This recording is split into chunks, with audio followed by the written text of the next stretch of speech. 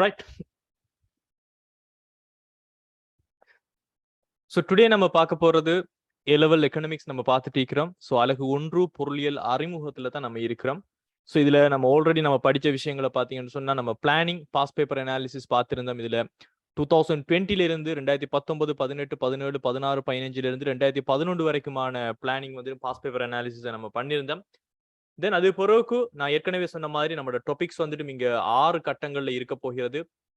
So இந்த 6 கட்டங்கள்ல இருக்க போகிற விஷயங்களை முதலாவது பொருளியலினுடைய அடிப்படைகள் சம்பந்தமாகவும், அதே சமயம் பொருட்கள் சேவைகள் சம்பந்தமாகவும் நம்ம படிக்க வேண்டியிருக்கும். அதே மாதிரி உற்பத்தி காரணிகள் ப்ரொடக்ஷன் ப்ராசஸ், ப்ரொடக்ஷன் ஃபேக்டர்ஸ், அதே மாதிரி அடிப்படை பொருளாதார பிரச்சனைகள் சம்பந்தமாக, தென் அதற்கு பிறகு நம்ம பார்க்க வேண்டிய டாபிக் பொருளாதார முறைமைகள், தென் அதற்கு பிறகு இருக்கக்கூடிய லாஸ்ட் டாபிக் தான் உற்பத்தி சாத்திய வலை. இப்படி 6 டாபிக்ஸை மையமாக கொண்டு தான் உங்களோட இந்த யூனிட் 1 பொருளியல் அறிமுகம் காணப்படுது. இதுல ஆல்ரெடி நம்ம பொருளியலினுடைய அடிப்படைகளுக்குள்ள இருக்கக்கூடிய எல்லா விஷயங்களையும் நம்ம தெளிவாக நம்ம பார்த்திருந்தோம். இதன் அடிப்படையில பொருளியல் என்ன, சமூக விஞ்ஞானம் என்ன, பௌதிக தேவை, உள தேவை, பொருளாதார நடத்தை, நடத்தைக்கும் தேவைக்கும் விருப்பத்துக்கும் வளத்துக்கும் இடையிலான தொடர்பு, பொருளியல் எவ்வாறு விஞ்ஞானமாகிறது, இதுல சமூக விஞ்ஞானம் என்ன, ஏனைய இயற்கை விஞ்ஞானங்கள் இந்த எவ்வாறு பொருளியல் வந்துட்டு வித்தியாசப்பட போகிறது, சமூக விஞ்ஞானத்தையும் இயற்கை விஞ்ஞானத்தையும் ஒப்பிடுறது, பொருளியல்ல வரைவிலக்கணம் ஏன் படிக்கணும், பொருளியல் வகை, இதுல சிற்றினம் என்ன, பேரின பொருளியல் என்ன, நியமக்கூற்று என்பது என்ன, நேர்கூற்று என்பது என்ன, மனித தேவைகள் விருப்பங்கள் எல்லாத்தையுமே விளக்குற விஷயங்கள் எல்லாம் நம்ம பார்த்திருந்தோம். தென் அது பிறகு வந்த டாபிக்ஸ் தான் நம்மளுடைய வளங்கள் சம்பந்தப்பட்ட டாபிக். இதுவும் இம்பார்ட்டன்டான டாபிக்ஸ். இதை பத்தி நான் பேசிக்கிறேன். இதுல பொருளாதார வளங்களாக நிலம், உழைப்பு, மூலதனம், முயற்சின்னு சொல்லக்கூடிய 4 வளங்கள் வந்துடும் காணப்படும். ஸோ இந்த 4 வளங்களும் என்னென்ன விஷயங்கள் வரப்போகிறது, அதே மாதிரி பொருளாதாரம் அல்லாத வளம் என்று சொல்லக்கூடிய விஷயங்கள் என்ன, இந்த பொருளாதார வளங்கள் என்ன மாதிரியான இயற்கையினால இலவசமாக வழங்கக்கூடிய வளங்கள் என்று சொல்லி நம்ம பார்த்திருந்தோம். ஸோ இதெல்லாமே வளங்களினுடைய வகைகளுக்குள்ள வரும். பொருட்களை பொறுத்த வரைக்கும் நம்ம பெரிதாக நம்ம வகைப்படுத்துறது கிடையாது. இங்க வகைப்படுத்தல் பொருளாதார பண்டமா, பொருளாதாரம் அல்லாத பண்டமா என்பது மாத்திரம்தான். ஸோ இந்த பொருளாதார பண்டம் என்பது என்ன, அதனுடைய டெபினிஷன் என்ன, பொருளாதாரம் அல்லாத பண்டம் என்று சொல்லக்கூடிய இலவச பண்டத்தினுடைய டெபினிஷன்ஸ் என்னன்னு சொல்லி எல்லாமே நம்ம தெளிவாக இந்த பொருட்கள் சேவைகள் சம்பந்தமாக நம்ம படிச்சிருந்தோம். அதே மாதிரி ஒரு இம்பார்ட்டன்டான பாயிண்ட் தான் பொருளாதாரம் அல்லாத ஒரு பண்டம் பொருளாதார பண்டமாக மாற்றம் அடையலாம். ஆனால் ஒருபோதுமே ஒரு பொருளாதார பண்டம் என்பது ஒரு பொருளாதாரம் அல்லாத பண்டமாக மாற்றம் அடையாதுன்னு சொல்லி நாம இந்த 2வது செக்ஷனை நம்ம முடிச்சிட்டு உற்பத்தி காரணிகள் சம்பந்தமாக நாம பார்த்திருந்தோம். இதுல உற்பத்தி வளங்கள் என்று சொல்லக்கூடியது நிலம், உழைப்பு, மூலதன, முயற்சி, அது என்னன்னு பார்த்தோம். அந்த உற்பத்தி வளங்கள்ல பௌதிகமான வளங்கள் எது, மானுட வளங்கள் என்று சொல்லக்கூடியது எதுன்னு பார்த்தோம். அதே மாதிரி இந்த உற்பத்தி வளங்கள் ஒவ்வொன்றுக்குள்ளேயும் நம்ம நிலம் என்பது என்ன, நிலத்தினுடைய வகைகள் என்ன, அதனுடைய கேரக்டரிஸ்டிக் பண்புகள், உழைப்பு என்பது என்ன, அந்த உழைப்பினுடைய பண்புகள், மூலதனம் என்பது என்ன, மூலதனம் என்பது நடைமுறை அல்லாத சொத்துக்களை மாத்திரம்தான் இங்கு குறிக்கப்படும். இதுல முக்கியமாக சேமிப்பு, முதலீடு, தேறிய முதலீடு, சேமிப்பினுடைய வகைகள், பொருளியல்ல பணம் என்பது ஒரு மூலதனமாக கருதப்படுமா மாட்டாதா, அது கருதப்பட மாட்டாது என்றால் அதற்கான காரணம்.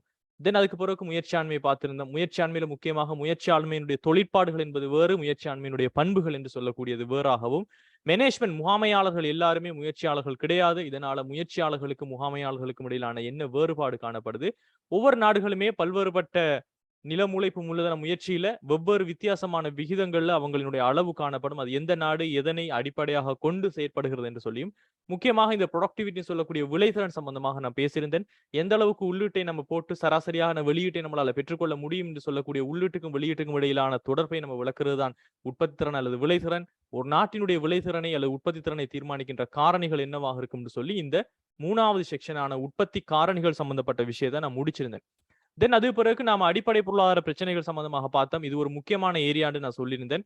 சோ இதுல முக்கியமாக இந்த அருமை என்கின்ற பிரச்சனை ஏற்கனவே நம்ம ஆரம்பத்துல பார்த்தது. சோ இந்த அருமை பிரச்சனை ஏன் தோன்றுகிறது, சோ அருமை பிரச்சனை தோன்றுவதற்கான 2 பிரதான காரணங்கள், மனிதனுடைய விருப்பங்களை நம்ம பார்த்தோம்னு சொன்னால் அது எல்லையற்று வரையறுக்கப்படாததாக காணப்படுவதும், அதனை பூர்த்தி செய்வதற்கான வளங்கள் வந்துட்டு பற்றாக்குறையாக காணப்படுற ஒரு கன்செப்டை தான் நாம ஒரு அருமை பிரச்சனைன்னு சொல்லுவோம். இது ஒரு முக்கிய பிரச்சனையாகவும் காணப்படுது. இது ஒரு கம்பேரபிள் கன்செப்ட், ஒப்பீட்டு எண்ணக்கருவாகவும் காணப்படுகிறது. எல்லா பொருளாதாரங்களுக்கும் ஒரு பொதுவான மைய பிரச்சனையாக இந்த அருமை காணப்படுகிறது. சோ நல்லா நினைவு வச்சுக்கொள்ளுங்க, மைய பிரச்சனை தான் அருமையை தவிர அடிப்படை பொருளாதார பிரச்சனை என்று சொன்னால் நீங்கள் அருமை என்பதை குறிப்பிட முடியாது. அதே சமயம் தற்காலிகமாக பொருளுக்கு ஏற்படக்கூடிய பற்றாக்குறை என்பது அருமையாக கருதப்படாது என்று சொல்லியிருந்தேன். அதே மாதிரி அருமையான வளங்களால உற்பத்தி செய்யப்படுகின்ற பொருட்களை நம்ம பொருளாதார பொருட்கள் என்று சொல்லுவோம். வளங்களை நம்ம எவ்வளவுதான் சிக்கனமாக பயன்படுத்தினாலும் அதனுடைய விளைதிறன் அல்லது வினைத்திறனை உயர்த்தலாமே தவிர அருமை என்கின்ற ஒரு பிரச்சனையை தீர்க்கவே முடியாது. அதே சமயம் அருமையானது ஏன் பொருளாதாரத்தில் ஒரு மைய பிரச்சனை என்று சொன்னால், எல்லா பொருளாதார செயற்பாடுகளுக்கும் இந்த பிரச்சனை பொதுவானதாகவும், எந்த ஒரு சமூகமும் இந்த அருமையின் காரணமாகத்தான் என்ன பொருளை எந்த அளவு எவ்வாறு யாருக்காக உற்பத்தி செய்துகள் என்ற அடிப்படை பிரச்சனைகளுக்கு முகம் கொடுப்பதாகவும், அருமை எல்லா சமூகங்களுக்கும் ஒரு பொதுவான ஒரு பிரச்சனையாகவும் காணப்படுவதனால தான் அருமையை நம்ம பொருளியல்ல ஒரு மைய பிரச்சனைன்னு சொல்றோம். அதற்கு பிறகு முக்கியமான ஒரு கன்செப்டாகத்தான் நம்ம மாற்று பயன்பாடு சம்பந்தமாகவும் தெரிவு சம்பந்தமாகவும் நம்ம பார்த்திருந்தோம். ஆல்டர்னேட்டிவ் யூசஸ் சொல்லக்கூடிய மாற்று பயன்பாடு என்பது என்ன, தெரிவு பிரச்சனை என்று சொல்லக்கூடியது என்ன, ஏன் தெரிவு பிரச்சனை என்று தோன்ற வேண்டும், ஒவ்வொரு சமூகமும் எதிர்நோக்குகின்ற தெரிவு பிரச்சனைகள் தான் அடிப்படை பொருளாதார பிரச்சனையாகிய என்ன பொருள், எந்த அளவு, எவ்வாறு, யாருக்காக உற்பத்தி செய்தல் என்ற பிரச்சனைகள் நான் சொல்லி தந்திருந்தேன். தென் அமைய செலவு சம்பந்தமாக நம்ம படிச்சிருந்தோம். இந்த அமைய செலவு, சந்தர்ப்ப செலவு அல்லது வாய்ப்பு செலவுன்னு சொல்லக்கூடிய ஆப்பர்ச்சுனிட்டி காஸ்ட் என்பது என்ன? எல்லாமே நமக்கு அமைய செலவு கிடையாது. நாம ஒரு அதிசிறந்த தெரிவை நம்ம மேற்கொள்ளும் போது அதற்காக விட்டுக் கொடுக்கப்படுகின்ற தெரிவுகளுக்குள் இருக்கின்ற ஒரு மிகச்சிறந்த மாற்று தெரிவினுடைய ஒரு மெய் ரீதியான பெருமதி என்று சொல்லியும், அமைய செலவை நம்ம பொருளியல் செலவுன்னு சொல்லுவோம், மெய் செலவுன்னு சொல்லுவோம். நிதி செலவு, கணக்கீட்டு செலவு என்பது அமைய செலவு கிடையாது. பிகாஸ் நம்ம அக்கவுண்ட்ஸ்ல எல்லாம் அமைய செலவை காட்டுறது கிடையாது. அதே மாதிரி அமைய செலவு என்பது ஒரு இன்டர்னல் கான்செப்ட். ஒவ்வொரு நபர்களுக்குமே ஆளுக்கால் வேறுபடக்கூடியதாகவும், அமைய செலவு என்பது ஒரு பொருளாதார பண்டத்தோடு எவ்வாறு தொடர்படுகிறது சொன்னால், நீங்க ஒரு பொருளாதார பண்டத்தை வாங்கும் போது விலை கொடுத்து வாங்கணுங்கிறதால உங்கள்கிட்ட காணப்படுகின்ற எல்லா வளங்களையும் அந்த பொருளுக்கு நீங்க கொடுக்க முடியாது என்பதன் காரணமாக அமைய செலவு என்பது பொருளாதார பண்டங்களுக்கு கட்டாயமாக காணப்படக்கூடியதாகவும் இருக்கிறது. அதே மாதிரி இந்த அமைய செலவு என்பது ஏன் தோன்றுதுன்னு சொன்னால், சிம்பிளான விஷயம், வளங்கள் அருமையானதாக காணப்படுகிறது, அருமையான வளங்களுக்கு மாற்று பயன்பாடும் காணப்படுகிறது என்றால் அங்கு அமைய செலவு என்பது தோன்றுகின்றது. அதே சமயம் அமைய செலவு இல்லாமலும் இருக்குமான்னு கேட்டால் நிச்சயமாக இருக்கும். அமைய செலவுகள் பூஜ்ஜியமாக இருக்கக்கூடிய சந்தர்ப்பங்களும் இருக்குது. ஒன்று, வளங்கள் வந்துட்டு எல்லையற்று காணப்படுகிறது. அதாவது நிலம், உழைப்பு, மூலதன முயற்சிங்கிற எல்லா வளங்களுமே எல்லையற்று எல்லாருக்குமே கிடைக்கக்கூடியதாக இருந்தால் அங்கு அமைய செலவு என்பது இருக்காது. அந்த வளத்துக்கு மாற்று பயன்பாடு என்பதே கிடையாது. இதைத்தான் நம்ம இதுக்கு தான் யூஸ் பண்ணணும்னு சொன்னால் வேற எந்த ஒரு பயன்பாடும் இல்லைன்னு சொன்னால் நம்ம தெரிவை மேற்கொள்ள வேண்டிய அவசியம் இல்லை. தெரிவை மேற்கொள்ள வேண்டிய அவசியம் இல்லாவிட்டால் அங்கு மாற்று பயன்பாடு என்பது கிடையாது. அதே மாதிரி வளங்கள் வந்துட்டு வேலையற்று இருக்குது. இங்கு வேலையற்று இருப்பது என்பது உங்களுடைய திறமைக்கேற்ற வேலை கிடைக்கவில்லையாயினும் அது வேலையற்ற நிலைதான். அதே மாதிரி நிலமோ, உழைப்போ ஒரு பகுதி பயன்படுத்தப்படாமல் இருக்கிறது. இப்போது நம்ம அதை பயன்படுத்த போறோம்னு சொன்னால் நாம புதிதாக எதையுமே தெரிவு செய்ய போறதும் இல்லை. அதுக்காக எதையுமே நம்ம விட்டுக் கொடுக்க போறதும் கிடையாது. சோ இந்த மாதிரியான சந்தர்ப்பங்கள்ல அமைய செலவு என்பது பூஜ்ஜியமாக காணப்படும். அதே மாதிரி அமைய செலவினுடைய முக்கியமான விஷயங்கள் என்று சொல்லி நான் சில விஷயங்கள் சொல்லி தந்திருந்தேன். சோ இதெல்லாமே அமைய செலவு சம்பந்தமாக நம்ம பார்த்த விஷயத்தினுடைய ரீகப். அது பிறகு பொருளாதாரத்தினுடைய அடிப்படை பொருளாதார பிரச்சனைகள் என்பது அந்த தெரிவு பிரச்சனைகள், ஒவ்வொரு சமூகமும் எதிர்நோக்குகின்ற தெரிவு பிரச்சனைகளைத்தான் நாம் இங்கு பொருளாதாரத்தினுடைய அடிப்படை பிரச்சனைகள். சோ என்ன பொருளை எந்த அளவு, எவ்வாறு, யாருக்காக உற்பத்தி செய்தல் என்கின்ற மூன்றும் தான் பொருளாதாரத்தினுடைய அடிப்படை பொருளாதார பிரச்சனைகளாக கருதப்படுது. சோ இந்த அடிப்படை பொருளாதார பிரச்சனைகள் மூன்றுமே தெரிவு பிரச்சனை தோன்றுவதற்கான காரணங்களும் இதுவும் சமனாகத்தான் இருக்கும். சிம்பிளா வளங்கள் வரையறுக்கப்பட்டு காணப்படுது, அந்த வளங்களுக்கு மாற்று பயன்பாடு என்பது காணப்படுகிறது, மனிதனுடைய விருப்பம் என்பது எல்லையற்று காணப்படுகிறது. இதெல்லாமே இந்த அடிப்படை பொருளாதார பிரச்சனை வருவதற்கான விஷயம். அதே மாதிரி இந்த அடிப்படை பொருளாதார பிரச்சனைகளை நான் விளங்கப்படுத்திருந்தேன். இந்த எந்தனை எந்த அளவு உற்பத்தி செய்வது, எவ்வாறு உற்பத்தி செய்வது, யாருக்காக உற்பத்தி செய்வது எல்லாம் என்ன அப்படின்னு சொல்லி நம்ம பார்த்திருந்தோம். இதன் அடிப்படையில தான் நம்ம பார்த்தது, சமூகம் வந்துட்டும் பல்வேறு தேவைகள், விருப்பங்கள்ல எல்லாவற்றையுமே அருமையானது மாற்று பயன்பாடுமான வளங்களை கொண்டு அவங்க பூர்த்தி செய்ய முடியாது. இதனால நிகழ்கால நுகர்விற்கும் எதிர்கால நுகர்விற்கும் வளங்களை எவ்வாறு பகிரணும், இருக்கின்ற நிலம், உழைப்பு, மூலதன முயற்சியை எந்த பொருளினுடைய உற்பத்திக்கு பகிரணும் என்று சொல்லக்கூடிய வள ஒதுக்கீடு தொடர்பான பிரச்சனையாக எதனை எந்த அளவு என்று சொல்லக்கூடியதை நான் சொல்லியிருந்தேன். அதே மாதிரி தான் எவ்வாறு உற்பத்தி செய்வதில் என்பதும், இதுல எந்த வளங்களை என்ன விகிதத்தில், அதாவது நிலத்தையும் உழைப்பையும் மூலதனத்தையும் எந்த விகிதத்துல பயன்படுத்தணும் என்று சொல்லக்கூடிய மூலதன வளச்சேர்க்கை சம்பந்தப்பட்ட ஒரு விஷயம். இத காரணி சேர்க்கையோடு சம்பந்தப்பட்ட ஒரு பிரச்சனை, உற்பத்தியோடு தொடர்புபட்ட பிரச்சனைன்னு சொல்லி பார்த்தோம். தென் யாருக்காக உற்பத்தி செய்வதில் என்பது, இது காரணி வருமானத்தோடு தொடர்புடைய பிரச்சனை. பிகாஸ் யாருக்காக நம்ம உற்பத்தி செய்யணும்னு சொன்னால் நம்மளோட பொருளை சேவையை வாங்குறவங்களுக்காக. யாரு பொருட்கள் சேவைகளை வாங்குவாங்கன்னு சொன்னால் அதிகமாக வருமானம் உழைக்கக்கூடியவங்க. வருமானம் எப்படி அவங்களுக்கு வரும்னு சொன்னால் காரணி உடைமையான நிலம், உழைப்பு, மூலதன முயற்சியை கூட வச்சுக்கிறவங்க. சோ காரணி வருமானம் என்பது யாருக்கு கூடுதலாக போகின்றதோ அவங்களுக்கு தான் அதிகமான பொருட்கள் உற்பத்தி செய்யப்படுவதனால இது வருமான பங்கீட்டோடு தொடர்புடைய பிரச்சனை. வருமான பங்கீடு யாருக்கு கூட கொடுக்கப்படுகின்றதோ அவங்களுக்கு தான் இந்த பொருட்களுடைய உற்பத்திகள் போய் சேர்வதன் காரணமாக இது ஒரு வருமான பங்கீட்டோடு தொடர்புடைய பிரச்சனை என்று சொல்லி இந்த அடிப்படை பொருளாதார பிரச்சனைகள் எல்லாத்தையுமே நம்ம விளங்கப்படுத்திருந்தோம். சோ இது எல்லாமே நம்மளோட 4 டாபிக்குமே நாம படிச்சு முடிச்சிட்டு 5ஆவதான டாபிக்ஸ் ஆன எக்கனாமிக் சிஸ்டம் என்று சொல்லக்கூடிய பொருளாதார முறைமைகளுக்குள்ள நம்ம வந்திருந்தோம். இந்த பொருளாதார முறைமைகளுக்குள்ள வந்த time what is economic system, இந்த பொருளாதார முறைமை என்றாலே உங்களுக்கு பொருளாதாரம் சொல்லக்கூடிய எக்கனாமிக்கும் சிஸ்டம் சொல்லக்கூடிய ஒரு மெஷின் ஒன்று இயங்குற மாதிரி உங்களுக்கு ஒரு நினைவு ஒன்று வரணும். சோ இதன் அடிப்படையில தான் நம்ம இதுக்குரிய டெபினிஷனை நம்ம முன்வைத்திருந்தோம். அடிப்படை பொருளாதார பிரச்சனைகளான என்ன பொருள், எந்த அளவு, எவ்வாறு, யாருக்காக உற்பத்தி செய்யப்பட வேண்டும் என்கின்ற அடிப்படை பொருளாதார பிரச்சனைகளை தீர்ப்பதற்காக சமூகத்தில் வாழ்கின்ற அந்த மக்கள் பிரிவினரால் தயாரிக்கப்பட்ட ஒரு பொறிமுறை, ஒரு மெக்கானிசம், ஒரு நிறுவன ரீதியான ஒரு செயல் திட்டத்தை தான் நம்ம பொருளாதார முறைமை அல்லது பொருளாதார ஒழுங்கமைப்பு அப்படின்னு சொல்லுவோம். இதுதான் எக்கனாமிக் சிஸ்டம் சொன்னால் என்னன்னு சொன்னா உங்களுக்கு ஆன்சரா இருக்கும். அதே மாதிரி இந்த மெஷின், இந்த பொருளாதார முறைமை என்கின்ற மெஷின் ஒன்று செயற்பட வேண்டும் என்றால் என்னென்ன பார்ட்ஸ் இருக்கும்? What are the basic units in economics? பொருளாதார முறைமை ஒன்றில் காணப்படுகின்ற what are the basic units in economic system? It should be actually should be economic system, right?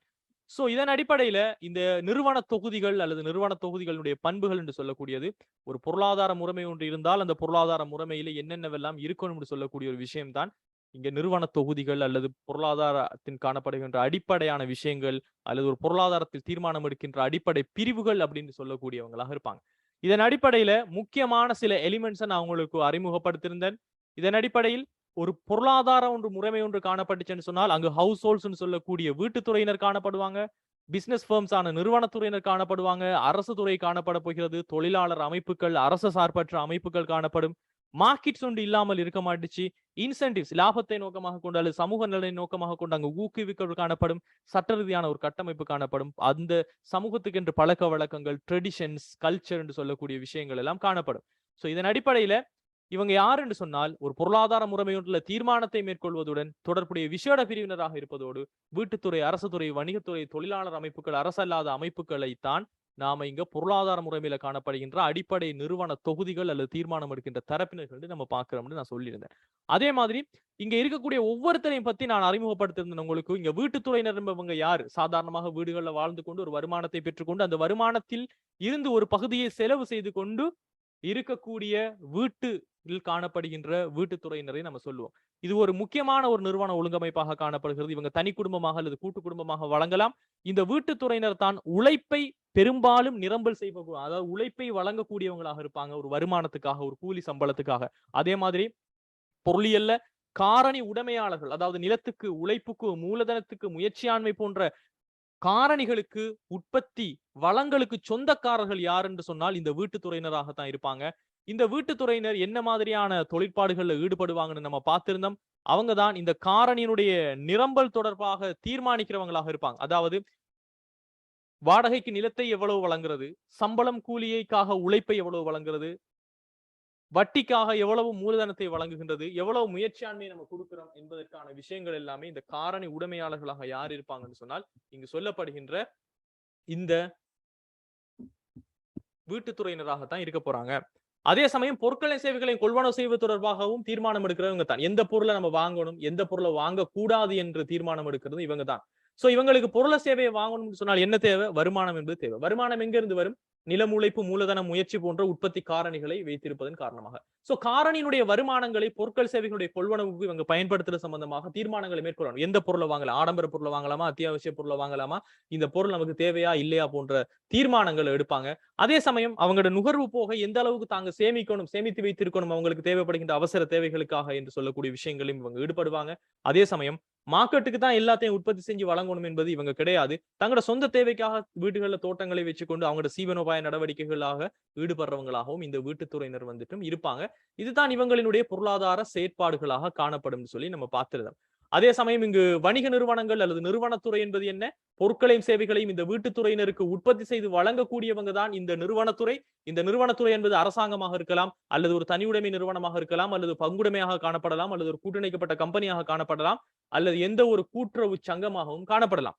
So இந்த வணிக நிறுவனங்கள் ஆனவங்க பொருட்களை உற்பத்தி காரணிகள், அதாவது நிலத்தினை, உழைப்பினை, முயற்சியினை, அதே சமயம் மூலதனத்தினை வீட்டுத்துறையினரிடம் இருந்து கொள்வனவு செய்யறவங்க யாருன்னு கேட்டீங்கன்னு சொன்னால் இந்த நிறுவனத்துறையினராகத்தான் இருப்பாங்க. அதே சமயம் இவங்க கொள்வனவு செய்து அதற்கான வருமானத்தையும் இந்த நிறுவனத்துறை தான் வீட்டுத்துறைக்கு வழங்க போறாங்க. அதே சமயம் இவங்க எந்த பொருளை எந்த அளவு, எவ்வாறு, யாருக்கு உற்பத்தி செய்வது என்ற தொடர்பான அடிப்படை பொருளாதார பிரச்சனைகள்ல தனியார் துறையினரும் இருந்தாலும் சரி, அரசாங்கமாக இருந்தாலும் சரி, அவங்க இந்த பிரச்சனைகளுக்கு தீர்வு காணும் போது இந்த அடிப்படை பொருளாதார பிரச்சனைகள் தொடர்பான தீர்மானங்களை இவங்க மேற்கொள்ளணும். அதே சமயம் பொருட்கள் சேவைகளுடைய உற்பத்தியில ஈடுபட்டு உற்பத்தி செய்யப்பட்ட பொருட்களையும் சேவைகளையும் நியாயமான விலையில சந்தைக்கு கஸ்டமர்ஸுக்கு கொண்டு போய் சேர்க்கிறதுக்கான டிஸ்ட்ரிபியூஷனான விநியோகத்திலையும் ஈடுபடுறவங்களாக இந்த வணிக நிறுவனங்கள் வந்துடும் காணப்பட போகிறது. அதே சமயம் ஒரு அரசாங்கம் என்பதும் ஒரு பொருளாதாரத்துல காணப்படும். இந்த அரசாங்கம் என்பது எந்த வடிவத்திலையும் காணப்படும். இவங்கிட்ட தான் பெரும்பாலான அதிகாரங்கள் காணப்படக்கூடியதாக இருக்கும். சோ இந்த அரசாங்கம் ஒன்று ஒரு பொருளாதாரத்துல எவ்வாறு ஒரு வீட்டுத்துறை வந்துடும் எப்படி ஒரு பொருள் சேவையை வாங்குறது பற்றியும் ஒரு பொருள் சேவைக்கான காரணி வருமானங்களை எவ்வளவு சேமிக்கணும் எவ்வளவு நுகர்வு செய்யணும் பற்றி யோசிக்கிறாங்களோ எப்படி தீர்மானங்கள் எடுக்கிறாங்களோ அதே மாதிரி ஒரு அரசு துறையும் தன்னுடைய பொருளாதார செயற்பாடுகளில் ஈடுபடும். பொருளாதாரத்துல ஒரு தனியாரினுடைய உரிமைகளை பாதுகாப்பது, உதாரணத்துக்கு தனியாருக்கு இது சொத்து, இது தனியாரினுடைய சொத்துரிமை, இது தனியாருக்கு இந்த மாதிரியான விடயங்கள் அடிப்படை உரிமைகள் வந்துட்டு இலங்கையினுடைய சோசியலிச ஜனநாயக குடியரசினுடைய யாப்புல காணப்படுது, அரசியலமைப்பில் காணப்படுதுன்னு சொன்னால் அவங்களுடைய உரிமைகளை பாதுகாக்கிறது. உதாரணம் பேச்சுரிமை, கருத்துரிமை, ரைட், இந்த மாதிரியான உரிமைகளை பாதுகாக்கிறது. தொழிற்சாலைகளையும் வியாபார நிலையங்களையும் கட்டுப்படுத்துறது, அவங்க சூழலுக்கு தீங்கு விளைவிக்கும் போது அல்லது அவங்க சட்ட திட்டங்களுக்கோ நாட்டினுடைய நிலைமைகளுக்கு ஏற்ற மாதிரி நடக்காத போது இந்த தொழிற்சாலைகள், இந்த ஃபேக்டரிஸ், இந்த வியாபார நிலையங்களை கட்டுப்படுத்துறதாகட்டும். சில நேரங்கள்ல சில பாதுகாப்பு சேவை நீங்க பாத்தீங்களா, போலீஸ் சேவை, அதே போல ராணுவ சேவை, விமான நிலையங்கள், பெட்ரோலியம் போன்ற பொருட்கள் சேவைகளையும் வழங்குறதையும் நேரடியாகவே அரசாங்கம் ஈடுபட்டிருக்கும். அதே மாதிரி வருமான மீள்பங்கீடு சொல்லக்கூடிய வருமான நியாயத்துவத்தை ஏற்படுத்துவதும் இந்த அரசு துறையினுடைய ஒரு கருமம் தான். இங்கு வருமான மீள்பங்கீடு என்பது அதிகமாக உழைக்கக்கூடிய அதிகமான வருமானங்களை பெறக்கூடிய செல்வந்தர்களிடம் இருந்து வரிகளினை கூடுதலாக அறவிட்டு குறைந்த வருமானம் பெறக்கூடிய அல்லது குறைவாக உழைக்கக்கூடிய வறுமை கூடிய மக்களுக்கு வந்துட்டு சமுர்த்தி நிவாரணங்கள் அதே போல பல்வேறு திட்டங்கள் மூலமாக இந்த வருமான சமத்துவம் இன்மை, கூட வருமானம் உழைக்கிறவங்க குறைய வருமானம் உழைக்கிறவங்க சமத்துவம் இன்மையை முடிஞ்ச அளவுக்கு அதுல நியாயத்துவத்தை மீள்பங்கீட்டை ஏற்படுத்துவது அரசு துறையினுடைய ஒரு பொருளாதார செயற்பாட்டாகவும் சட்டங்களையும் ஒழுங்குகளையும் நிலைநாட்டுவதும் இவங்களினுடைய செயற்பாடாகத்தான் இருக்க போகிறது. சோ இது ஒரு அரசு துறையினுடைய தொழிற்பாடாகவும் அதே சமயம் இந்த தொழிலாளர் அமைப்புகள் என்று சொல்லக்கூடியவங்க லேபர் யூனியன்ஸ், சோ எல்லா நாட்டிலையும் இது காணப்படும். பாடசாலைகளுக்கு பாருங்க, ஆசிரியர்களுக்கான தொழிலாளர் நடவடிக்கைகள் ஈடுபடுறவங்க இருக்காங்க.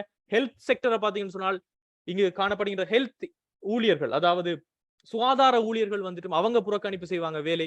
சோ இந்த மாதிரியான தொழிலாளர்கள் உரிமைகளை பாதுகாக்கிற நடவடிக்கைகள்ல அதே மாதிரி வேலை வாய்ப்புகளை எந்த உற்பத்தி தொழில்நுட்பம் அதிகமாக மூலதனத்தை பயன்படுத்த வேண்டுமா, அதிகமாக உழைப்பை பயன்படுத்த வேண்டுமா, சம்பள மட்டங்கள் எவ்வாறு இருக்க வேண்டும் என்பதனை ஆர்ப்பாட்டங்கள் மூலமாகவும் பல்வேறு தொழிற்சங்க நடவடிக்கைகள் மூலமாகவும் தீர்மானிக்க போறவங்களாக இந்த தொழிலாளர் அமைப்புகள் தங்களுடைய பொருளாதார செயற்பாடுகளை மேற்கொள்ளும்.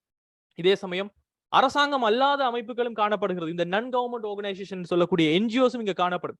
இவங்க அரசல்லாத அமைப்புகளாக காணப்படுவாங்க. இவங்க பொருளாதார செயற்பாடுகளாக வறுமையை நீக்கிறதுக்கான பல்வேறுபட்ட திட்டங்களை முன்வைப்பாங்க. யூனிசெப் போன்ற நிறுவனங்கள், அதே மாதிரி USAID கிட்டத்தட்ட நமக்கு ஸ்ரீலங்காவுக்கு வந்துட்டு விவசாய துறையோட இருக்கிறவங்களோட பேசி பல மில்லியன் ரூபாய்க்கான உதவிகளை ஏற்பாடு செஞ்சுக்கிறவங்க.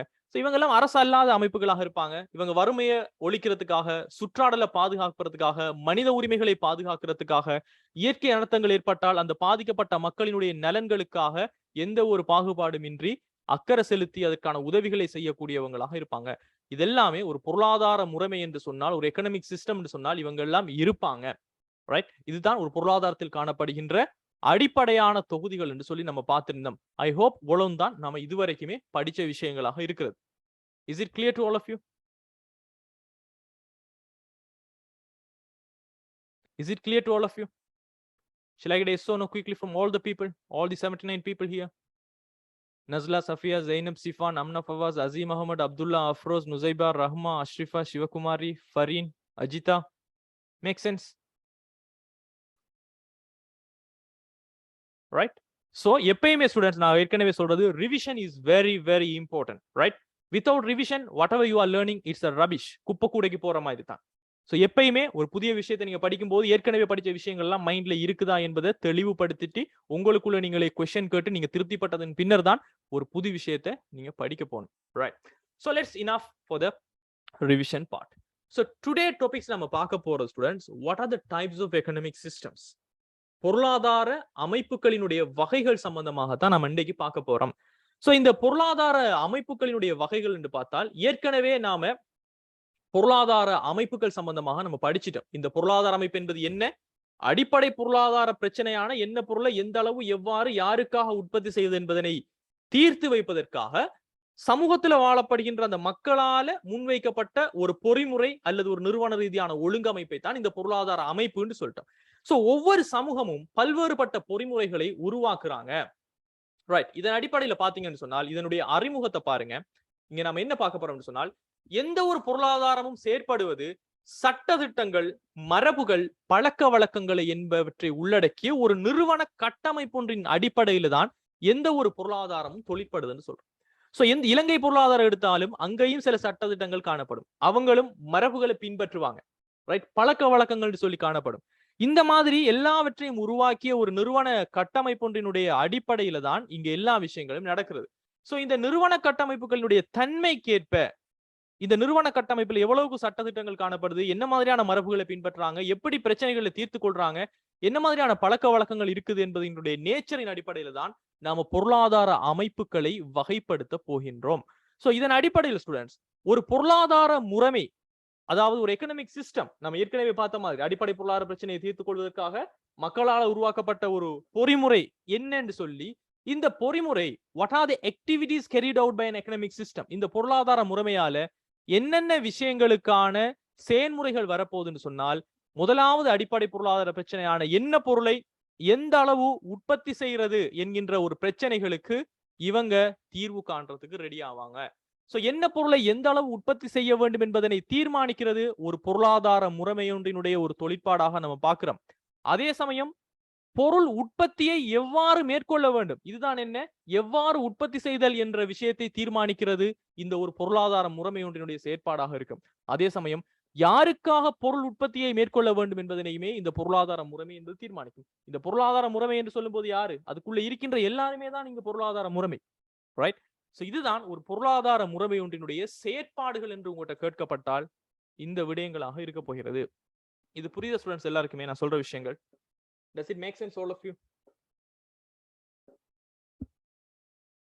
இந்த பொருளாதார முறைமை ஒன்றினுடைய செயற்பாடுகள் நான் சொன்னது உங்களுக்கு விளங்கிடுச்சா?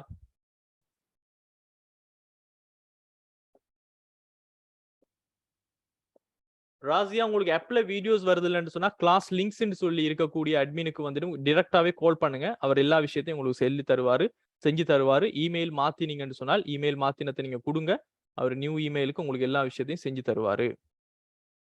ஓகே ராசியா, ரைட். சோ ஒரு பொருளாதார முறைமையினுடைய செயற்பாடுகள் என்று சொன்னால் எந்த பொருளை எந்த அளவு உற்பத்தி செய்யறதை தீர்மானிக்கிறதும், இந்த பொருள் உற்பத்தியை எவ்வாறு மேற்கொள்ள வேண்டும் என்கின்ற தொழில்நுட்பத்தை தீர்மானிக்கிறதும், யாருக்காக இந்த பொருளை உற்பத்தி செய்ய வேண்டும் என்பதனை தீர்மானிப்பதும் யாருடைய செயற்பாடு என்றால் ஒரு பொருளாதார முறைமையினுடைய செயற்பாடாக காணப்படுகிறது. ரைட், இப்ப அடுத்த டாபிக் நம்ம பார்த்தோம் என்றால் explain why we have different economic system. இப்போ இந்த பொருளாதார முறைமை ஸ்டூடெண்ட்ஸ் ஒவ்வொரு நாட்டிலேயுமே ஒவ்வொரு விதமான பொருளாதார முறைமைகள் எக்கனாமிக் சிஸ்டத்தை யூஸ் பண்றாங்க. அப்படின்னா என்ன அர்த்தம், ஒவ்வொரு நாடுமே இந்த அடிப்படை பொருளாதார பிரச்சனையான என்ன பொருளை எந்த அளவு எவ்வாறு யாருக்காக உற்பத்தி செய்கின்ற அந்த அடிப்படை பொருளாதார பிரச்சனைகளுக்கு ஒவ்வொரு நாடுமே வித்தியாசமான முறைகள்ல தீர்மானங்களை மேற்கொள்வதன் காரணமாக பல்வேறுபட்ட பொருளாதார அமைப்புகள், டிஃபரண்ட் எக்கனாமிக் சிஸ்டம் வந்துட்டு இங்க உருவாகின்றது. சோ இதன் அடிப்படையில இதை நீங்க பாத்தீங்கன்னு சொன்னால் ஏன் பல்வேறுபட்ட பொருளாதார அமைப்புகள் காணப்படுதுன்னு சொன்னால், ஏற்கனவே நம்ம பார்த்த மாதிரி தான் எந்த ஒரு பொருளாதாரமும் செயற்படுவது சட்டதிட்டங்களுக்கு, மரபுகளுக்கு, பழக்க வழக்கங்கள் என்பவற்றை உள்ளடக்கிய ஒரு நிறுவன கட்டமைப்பொன்றினுடைய அடிப்படையில் தான். இதன் காரணமாகத்தான் இந்த நிறுவனத்தினுடைய கட்டமைப்புகளினுடைய தன்மை மாறும் போது அங்கு பொருளாதார அமைப்புகளுடைய வேறுபாடுகள் காணப்படும். இதைத்தான் நான் உங்களுக்கு அறிமுகத்திலேயே நான் சொல்லியிருந்தேன். சோ ஏன் பல்வேறுபட்ட பொருளாதார அமைப்புகள் காணப்படுகின்றன ஒவ்வொரு நாட்டிலேயும் என்று உங்கள்கிட்ட கேள்வி கேட்கப்பட்டால், ஒவ்வொரு நாட்டிலையும் காணப்படுகின்ற சட்டத்திட்டம், மரபு, பழக்க வழக்கங்கள் இதனை உள்ளடக்கிய அந்த கட்டமைப்பு என்பது வித்தியாசமாக காணப்படுறதால ஒவ்வொரு நாட்டினுடைய காணப்படுகின்ற அந்த தன்மைக்கு ஏற்ற மாதிரி நம்ம ஒரு பேரை கொடுத்து இது இந்த மாதிரியான ஒரு பொருளாதார முறைமை, இது இந்த மாதிரியான ஒரு பொருளாதார முறைமைன்னு சொல்லி நாம வகைப்படுத்துறோம். ரைட், இப்போ இதன் அடிப்படையில what are the criteria to classify the economic system? இப்ப நமக்கு தெரிஞ்ச விஷயம் என்ன, பொருளாதார முறைமை அல்லது அமைப்பு என்பது என்ன, இந்த பொருளாதார முறைமை அமைப்பு என்பதில் என்னென்ன செயற்பாடுகளை செய்யறாங்க, ஏன் இந்த பொருளாதார அமைப்புகள் வித்தியாசமாக காணப்படுகிறது, இப்போ வித்தியாசமாக காணப்பட்டால் எதனை வைத்து நம்ம அதனை கிளாசிஃபை பண்ண போறோம், what are the criteria to classify the economic system, இந்த பொருளாதார முறைமைகளை எந்தெந்த நியதி. இப்போ உதாரணத்துக்கு நம்ம பிசினஸ் ஸ்டடீஸ்ல படிக்கும் போது நம்ம படிச்சிக்கிறோம் வணிகங்களை எவ்வாறு வகைப்படுத்தலாம், அவங்களுடைய நோக்கம் எவ்வாறு காணப்படுகிறது, லாப நோக்கமா சேவை நோக்கமா, அவங்க யாருக்கு அவங்களுடைய உரிமை காணப்படுகிறது, தனியாருக்கா பொதுத்துறைக்கா, அதே மாதிரி வணிகங்களுடைய சைஸ் அடிப்படையில சிறிய வணிகமா பெரிய அளவு வணிகமா அல்லது நடுத்தர வணிகமா, அரசாங்கத்துக்கு சொந்தமான வணிகமான்னு சொல்லி எவ்வாறு நம்ம வகைப்படுத்துறோமோ அதே மாதிரி பொருளாதார அமைப்புகளான அடிப்படை பொருளாதார பிரச்சனைகளை தீர்த்துக் கொள்வதற்கான இந்த கட்டமைப்பை நாம வகைப்படுத்தும் போது 3 விதமான கிரைட்டீரியாஸை நம்ம முன் வச்சுதான் நாம இங்க வகைப்படுத்துவோம். இதுல முதலாவது பாத்தீங்கன்னு சொன்னால் டிசிஷன் கோஆர்டினேஷன் மெக்கானிசம். இந்த பொருளாதாரத்துல தீர்மான தொடர்பாடல் பொறிமுறை, டிசிஷன் கோஆர்டினேஷன் மெக்கானிசம், எப்படி தீர்மானம் ஒன்று எடுக்கப்படுகின்றது, எடுக்கின்ற தீர்மானம் எவ்வாறு கம்யூனிகேஷன் தொடர்பாடல் செய்யப்படுகின்றது என்பதனை நாம அடிப்படையாக வைத்து இது இந்த மாதிரியான ஒரு பொருளாதார முறைமை அப்படின்னு சொல்லி நமக்கு வகைப்படுத்த முடியும். சோ இது ஒரு கிரைட்டீரியா, டிசிஷன் கோஆர்டினேஷன் மெக்கானிசம், தீர்மான தொடர்பாடல் பொறிமுறை எவ்வாறு காணப்படுகிறது, டிசிஷன் மேக்கிங் எப்படி நடக்குது என்பதை பொறுத்து.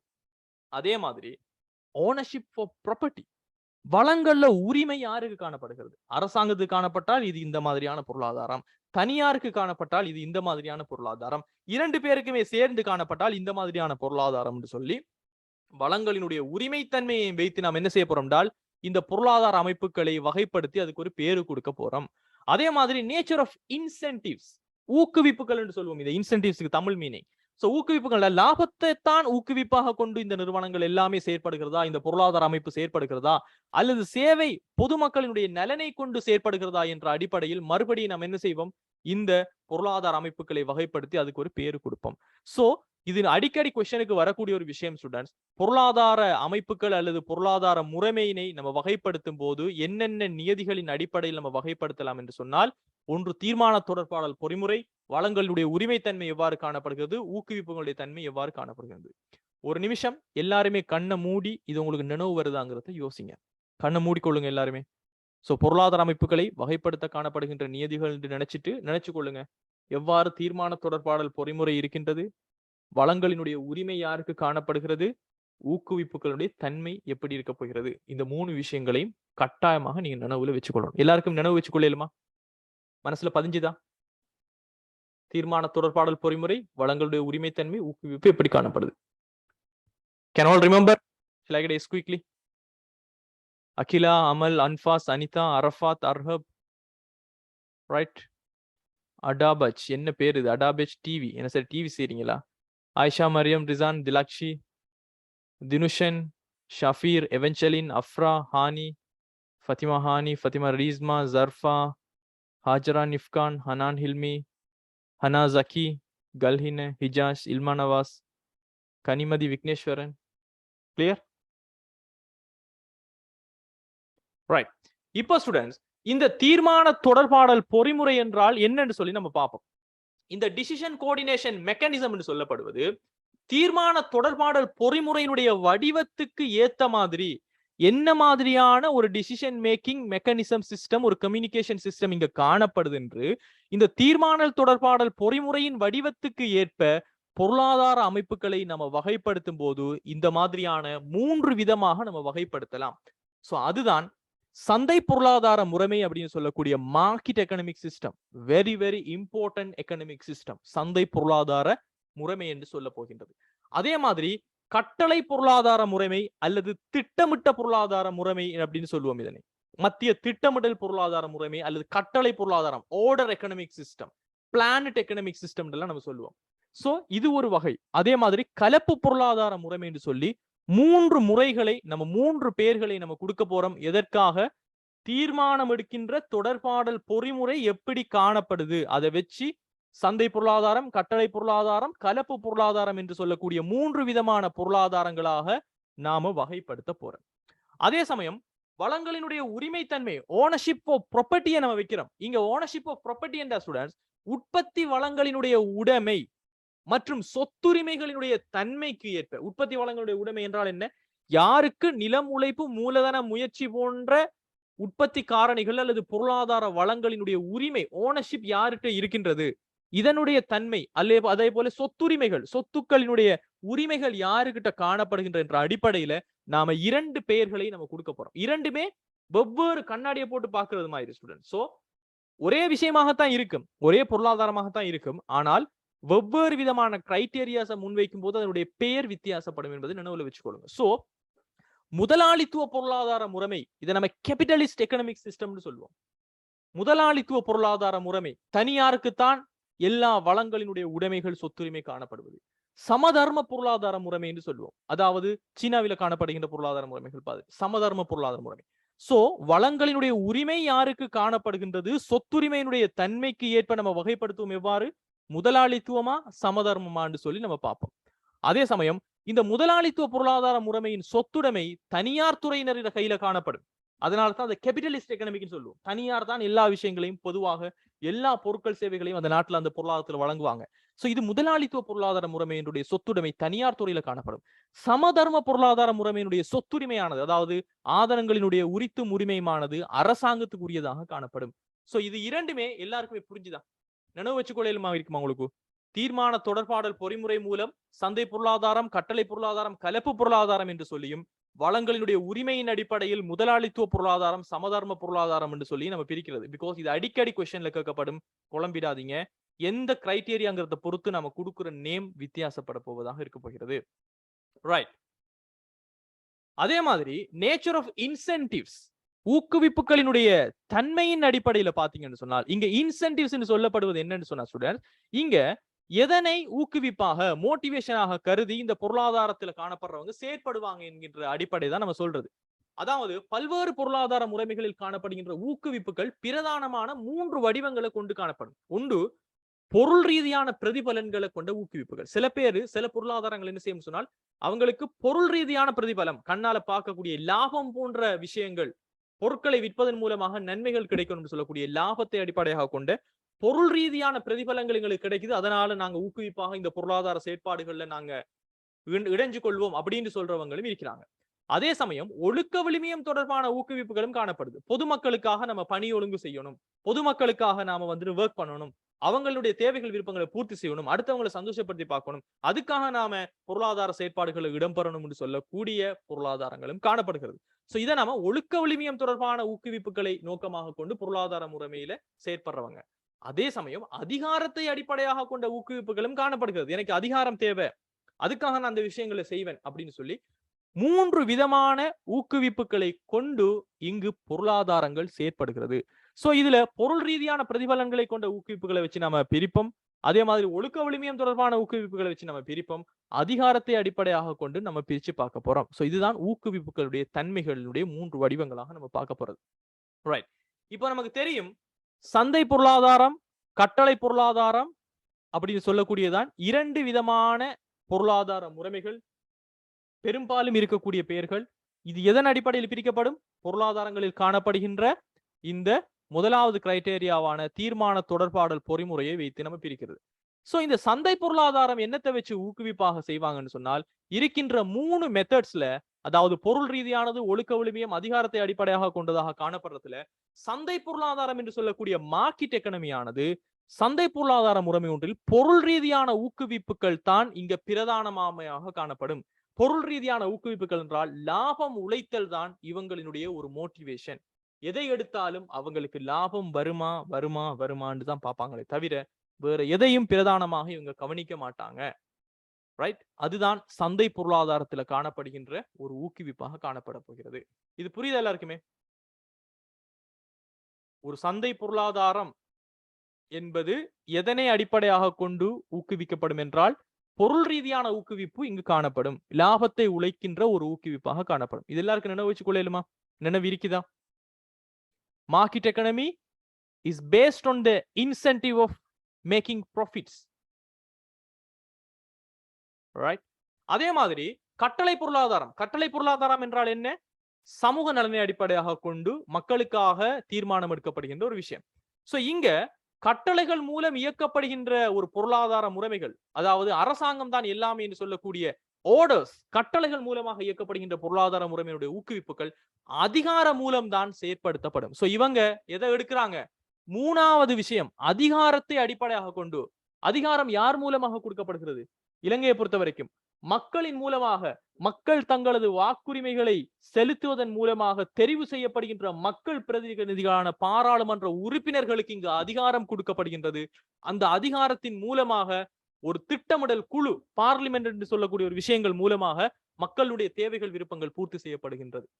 சோ கட்டளை பொருளாதாரத்தினுடைய ஊக்குவிப்புல இந்த கட்டளை பொருளாதாரம் என்பது அதிகாரத்தை அடிப்படையாக கொண்டுதான் ஊக்குவிக்கப்படுகின்றது.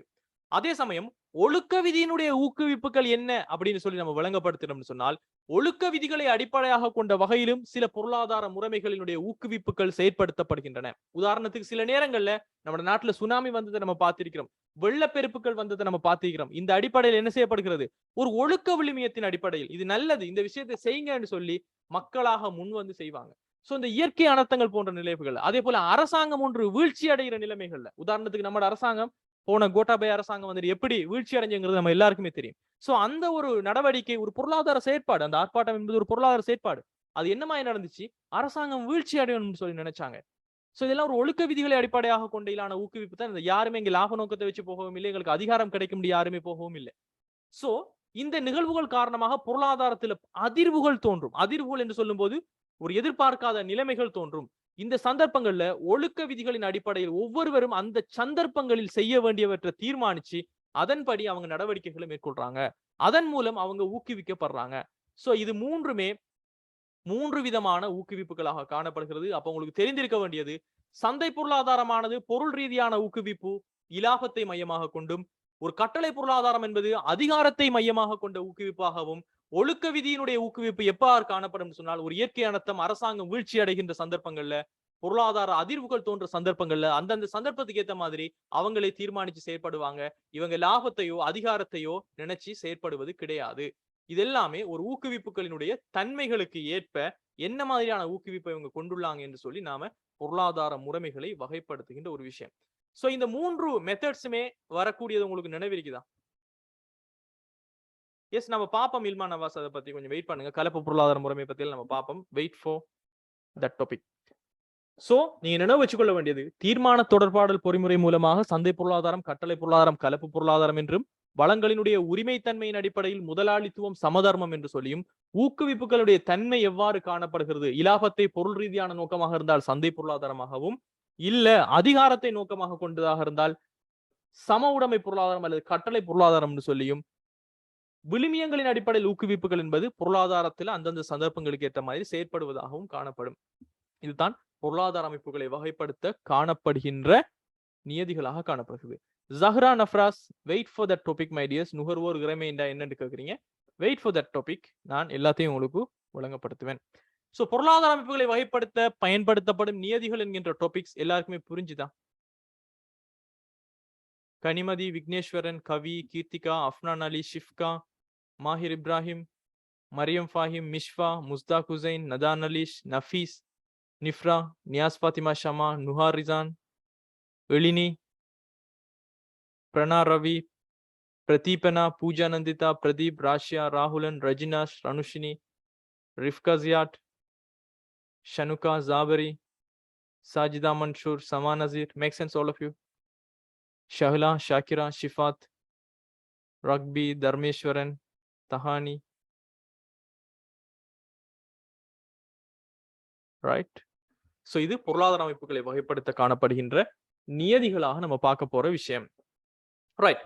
இப்போ இதன் அடிப்படையில இப்ப நமக்கு தெரியும் பொருளாதார முறைமை என்றால் என்னென்று தெரியும், பொருளாதார முறைமையினுடைய செயற்பாடுகள் என்னென்ன இருக்கும் என்று தெரியும், ஏன் பல்வேறுபட்ட பொருளாதார முறைமைகள் காணப்படுவதற்கான காரணங்களும் நமக்கு தெரியும், பொருளாதார அமைப்புகளை அல்லது முறைமைகளை வகைப்படுத்துகின்ற நியதிகளும் தெரியும்.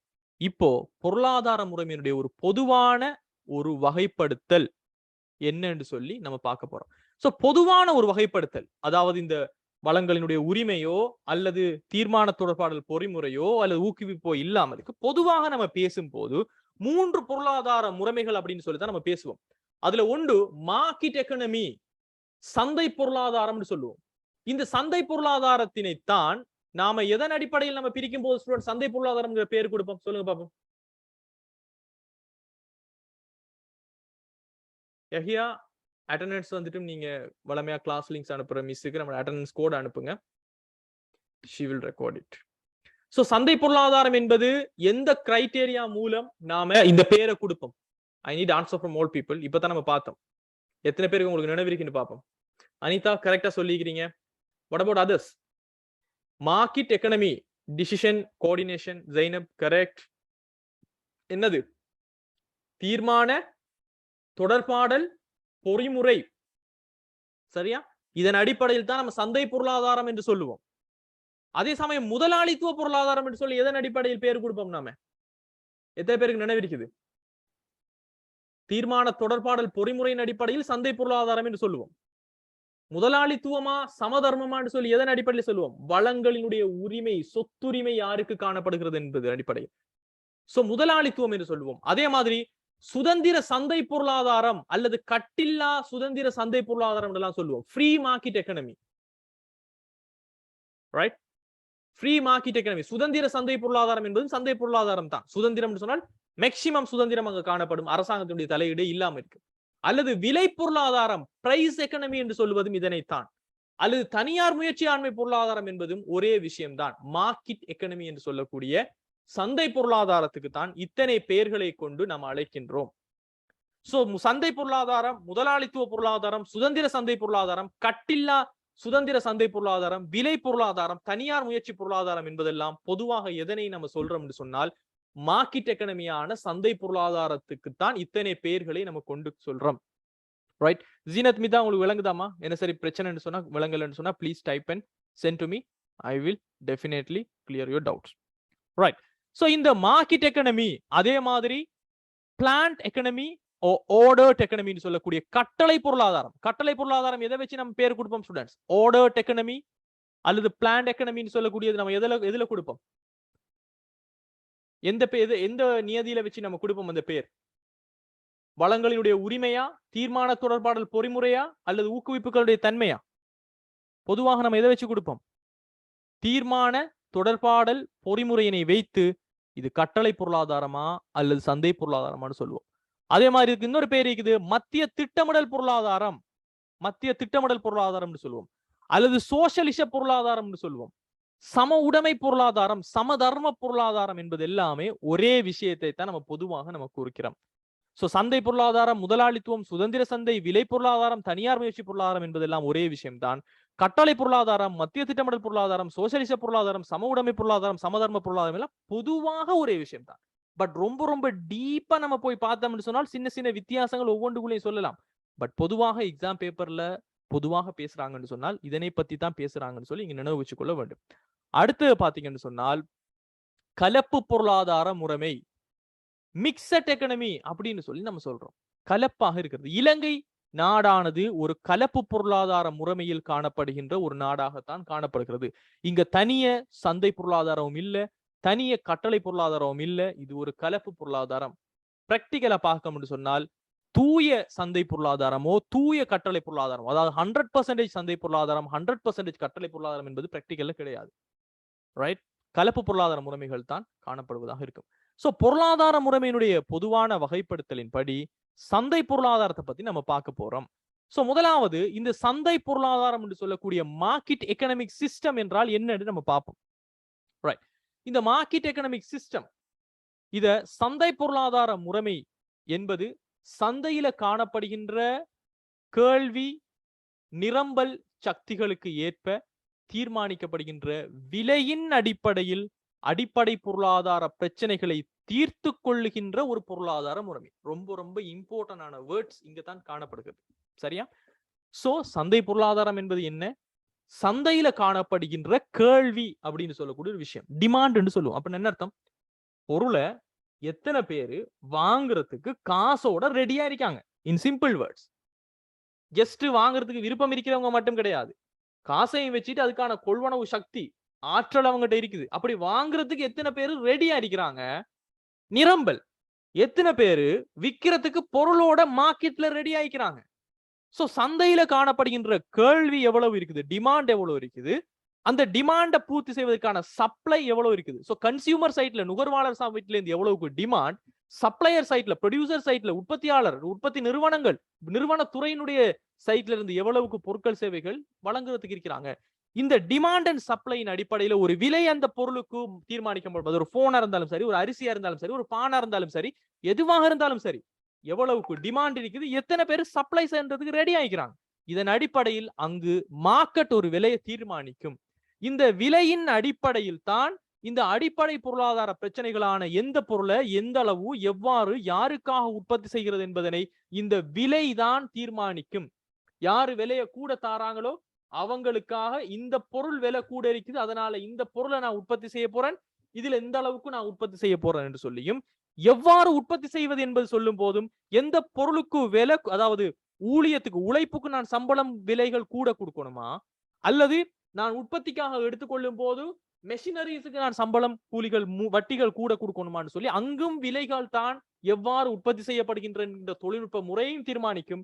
யாருக்காக உற்பத்தி செய்யப்படுகின்ற வருமான பங்கீட்டோடு தொடர்புடைய பிரச்சனைக்கும் யார் என்ற பொருளுக்கு விலை கூட தருவாங்க, அவங்களுக்காக நான் பொருளை கொடுப்பேன். சோ எல்லாமே இங்கு விலையின் அடிப்படையில் தான் இந்த அடிப்படை பொருளாதார பிரச்சனைகளை ஒரு பொருளாதாரம் என்பது தீர்த்து கொள்ளுமாயின் அதுதான் சந்தை பொருளாதாரம் என்று சொல்லக்கூடிய ஒரு விஷயம். சோ சந்தை பொருளாதார முறையை தான் முதலாளித்துவ பொருளாதார முறைமை, சுதந்திரமான தனியார் முயற்சி பொருளாதார முறை ஆகிய பெயர்களாலும் நாம அழைக்கின்றோம். இந்த புரிதல் ரொம்ப ரொம்ப இம்பார்ட்டன்ட். பிகாஸ் இந்த சந்தை பொருளாதாரத்தை வச்சுதான் உங்களோட ஒட்டுமொத்தமான சிலபஸுமே பெரும்பாலும் தயாரிக்கப்பட்டுள்ளது. இது புரிஞ்சுதா ஸ்டூடெண்ட்ஸ்? சந்தை பொருளாதாரத்துல எல்லாமே டிமாண்ட் அண்ட் சப்ளை தான். இதை நம்ம சந்தை சக்திகள் என்று சொல்லுவோம். Market forces. டிமாண்ட் எவ்வளவு இருக்குது, சப்ளை வைக்குது, விலை தீர்மானிக்கப்படுது. அதன் அடிப்படையில தான் இந்த அடிப்படை பொருளாதார பிரச்சனைகளான மூன்றும் தீர்த்து கொள்ளப்படுகிறது என்றால் அதுதான் சந்தை பொருளாதாரம், மார்க்கெட் எக்கனாமிக் சிஸ்டம் என்று சொல்லப்படுவதாக இருக்க போகிறது. Does it make sense all of you? I need answer from all the 73 people right now. Kesavi, Rizkan, Zeenat Mida, Zainab Nazim, Zahra Nafras, Vidurshan, Umar, Dalha, Tahani, Shuaib. Am I making sense all of you? புரியுதா? உண்மையை சொல்லுங்க. I need answer.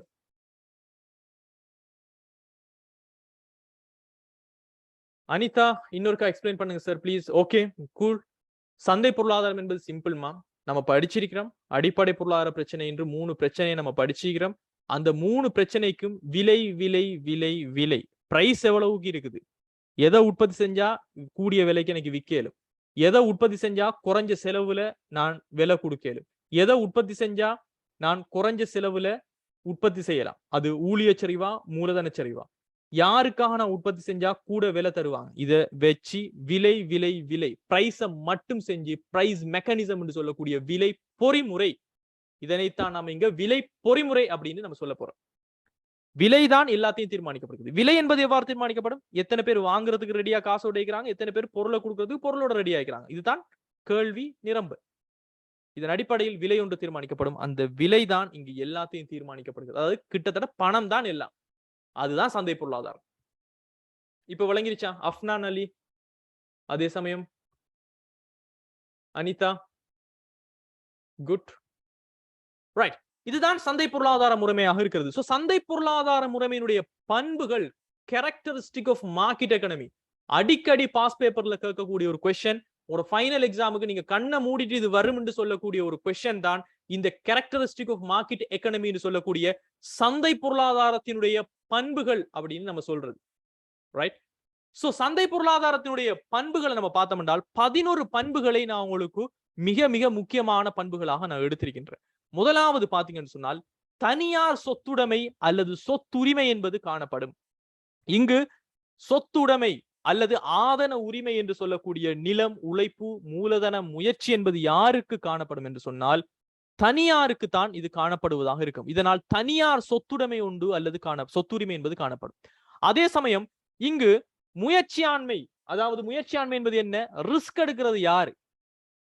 யார் ஒரு புதிய ஒரு பொருளை, ஒரு சேவையை வழங்குவதற்காக ஒரு புத்தாக்கம், இனோவேஷன் ஒன்றை செஞ்சு ஒரு ரிஸ்க் ஒன்றை எடுத்து இடர்களை, ஆபத்துக்களை, ரிஸ்க தயார்படுத்தி அதை மேனேஜ் பண்ணி அதுல லாபம் என்று சொல்லக்கூடிய ஒரு விஷயத்தை செய்து கொள்கை ரீதியான தீர்மானங்களை எடுத்து உற்பத்தி செயல்முறையை செயற்படுத்துறது யார் என்று பாத்தீங்கன்னு சொன்னால் இந்த பிரைவேட்டா தான் இருப்பாங்க, தனியாராகத்தான் இருக்க போகிறது. சோ தனியார் முயற்சியாண்மை என்பது சந்தை பொருளாதாரத்தினுடைய ஒரு முக்கியமான ஒரு பண்பாக காணப்படப்படுகிறது.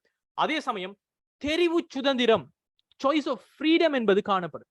உங்களுக்கு தேவையான பொருளை நீங்க போய் வாங்கி கொள்ளலாம். You have the choice of freedom. இந்த பொருளை பேன் பண்றது கிடையாது. ரைட். இப்ப பாருங்க, எலக்ட்ரானிக் குட்ஸ் எல்லாமே பேன் பண்ணப்பட்டுட்டு, ரைட், இறக்குமதி செய்ய முடியாது. இன்னும் கொஞ்ச நாளைக்கு போன்ட கதையே கிடையாது. போன்ட விலைகள் இன்னும் டபுள் ட்ரிபிள் மடங்காக போகிறது. எலக்ட்ரானிக் ஐட்டம்ஸ் எல்லாமே பேன் பண்ணப்பட்டிருக்குது. ரைட். எத்தனையோ பொருட்கள் பேன் பண்ணப்பட்டிருக்கு. அதனால நமக்கு இந்த பொருள் பிடிச்சிருக்குது, தேவண்டால் நமக்கு வாங்க முடியாது. Because there is no choice for the products. ஆனால் சந்தை பொருளாதாரமாக முழுக்க முழுக்க இருந்தால் தெரிவு சுதந்திரம் என்று காணப்படும். யார் வேணா எந்த பொருளை வேணா இறக்குமதி செய்யலாம், யார் வேணா எந்த பொருளை வேணா விற்கப்படலாம். எவ்வளவுக்கு டிமாண்ட் இருக்குது, எத்தனை பேர் வழங்க ரெடி ஆகிக்கிறாங்க, விலை தீர்மானிக்கப்படுகிறது, பொருட்கள் விற்கப்படுகிறது. சோ தெரிவு சுதந்திரம் என்பது நுகர்வோனுக்கு 100% காணப்படுவதுதான் இந்த சந்தை பொருளாதாரமாக காணப்படுவது. அதே சமயம் போட்டி சந்தை நிலைமை, கம்படிட்டிவ் மார்க்கெட், அதாவது இங்க யாரு வேணா பொருளை விற்கலாம், யாரு வேணா பொருளை வாங்கலாம் என்பதன் காரணமாக ஒரே மாதிரியான பொருட்களை விற்கக்கூடிய பல வணிகர்கள் காணப்படுவாங்க. இப்ப உதாரணத்துக்கு ஸ்டூடெண்ட்ஸ் நான் கேட்கிறேன், நீங்க ஒரு மார்க்கெட்டுக்கு போறீங்க, ரைட்? ஒரு வெற்றிலை விற்கக்கூடிய ஒரு மார்க்கெட் வைங்களேன், வெற்றிலையே வந்துட்டு வாங்கக்கூடியவங்க நிறைய பேர், ரம்புட்டான் வச்சுக்கோங்களேன், ரம்புட்டான் விற்கக்கூடிய ஒரு சீசன், ரம்புட்டான் விற்கக்கூடிய ஒரு 20 பேரு லைன்ல அப்படியோ இருக்கிறாங்க ஒரு மார்க்கெட்ல. இப்ப ஸ்டூடெண்ட்ஸ் 20 பேரும் இருந்தாங்கன்னு சொன்னால் 20ல எல்லார்ட்டையுமே 100 ரூபாய் தான் விலைன்னு வைங்களேன். ஒரு 20 ரம்புட்டானுக்கு ஒரு 100 ரூபாய்க்கு கொடுக்குறாங்கன்னு வைங்களேன். யாரு சரி ஒருத்தர் ஒரே விதமான பழம், ஒரே விதமான இத 100 ரூபாய்க்கு விற்காம நான் மட்டும் 120 ரூபாய்க்கு விற்க போறேன்னு சொன்னால் அந்த ஒருத்தர்கிட்ட யார் சரி போவாங்களா? ஒரே லைன்ல தான் ஈக்கிறாங்கன்னு வச்சுக்கோங்களேன், யார் சரி போவாங்களா? அவருக்கு பிசினஸே இருக்காது. பிகாஸ் பக்கத்துல இருக்கக்கூடிய 19 பேரு 100 ரூபாய்க்கு விற்கும் போது இவர் மட்டும் என்ன செய்ய முடியாது, 120 ரூபாய்க்கு விற்க முடியாது. அப்போ இந்த விலை என்பது என்ன செய்யப்படும்? ஒட்டுமொத்தமான பொருளாதாரத்தை நீங்க எடுக்கலாம். ஒரு நாட்டுல இதுதான் விலை.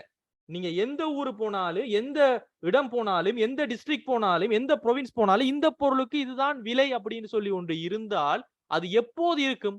போட்டித்தன்மை என்பது கூட காணப்படணும். போட்டித்தன்மை என்பது என்ன? நிறைய பேர் அந்த பொருளை வழங்குறதுக்கு ரெடியா இருந்தாங்கன்னு சொன்னால் ஒருத்தர் மட்டும் பொருளுக்கு விலை கூட்டி விற்க முடியாது. அதே சமயம் ஒருத்தர் மட்டும் விலையை குறைக்கவும் முடியாது. பிகாஸ் மத்தவங்க எல்லாரும் என்ன செய்வாங்க? சண்டை பிடிக்க ஆரம்பிச்சிருவாங்க, ரைட்? சோ போட்டி சந்தை நிலைமை என்பது காணப்படுவது எங்கன்னு சொன்னால் இந்த சந்தை பொருளாதாரத்தெல்லாம் காணப்படும். பிகாஸ் நிறைய பொருட்களை வழங்குறதுக்கு நிறைய பேர் இருக்கிறதால ஒருத்தர் மட்டும் கூடிய விலையை வித்து நாங்க லாபம் உழைக்கிறோம்னு சொல்லி சொல்ல மாட்டாங்க. இதுதான் இந்த போட்டி சந்தை நிலைமைன்னு சொல்லக்கூடியது, கம்படிட்டிவ் மார்க்கெட். அதனால தான் தனியார் துறை என்பது குவாலிட்டிலையும் சரி, ஒரு சேவையை வழங்குவதிலையும் சரி பெஸ்டாக காணப்படுவதற்கான காரணம் என்னன்னா அந்த போட்டி சந்தை. பிகாஸ் நாம் பெஸ்டா கொடுக்காட்டி இன்னொருத்தர் அதை பெஸ்டா கொடுக்கறதுக்கு ரெடியா இருப்பார்.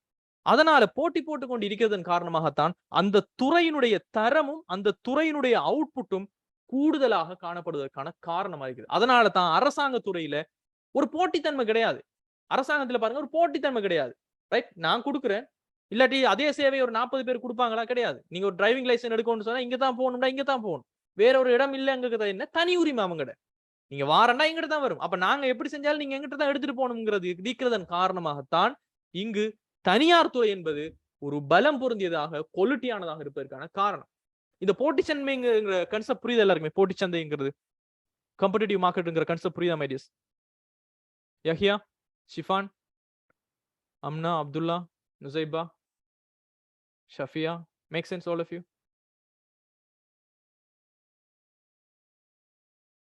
ரைட்? சோ இதுதான் இந்த போட்டி சந்தை நிலைமை என்று சொல்லப்படுவது. அதே மாதிரி பாத்தீங்கன்னு சொன்னால் விலை பொறிமுறையினுடைய செயற்பாடு வந்துட்டு காணப்படும். இதைத்தான் நம்ம பிரைஸ் மெக்கானிசம்னு சொல்லுவோம். விலை பொறிமுறைங்கிறத நான் ஏற்கனவே சொல்லிட்டேன். என்னது? விலைதான் எல்லாம்.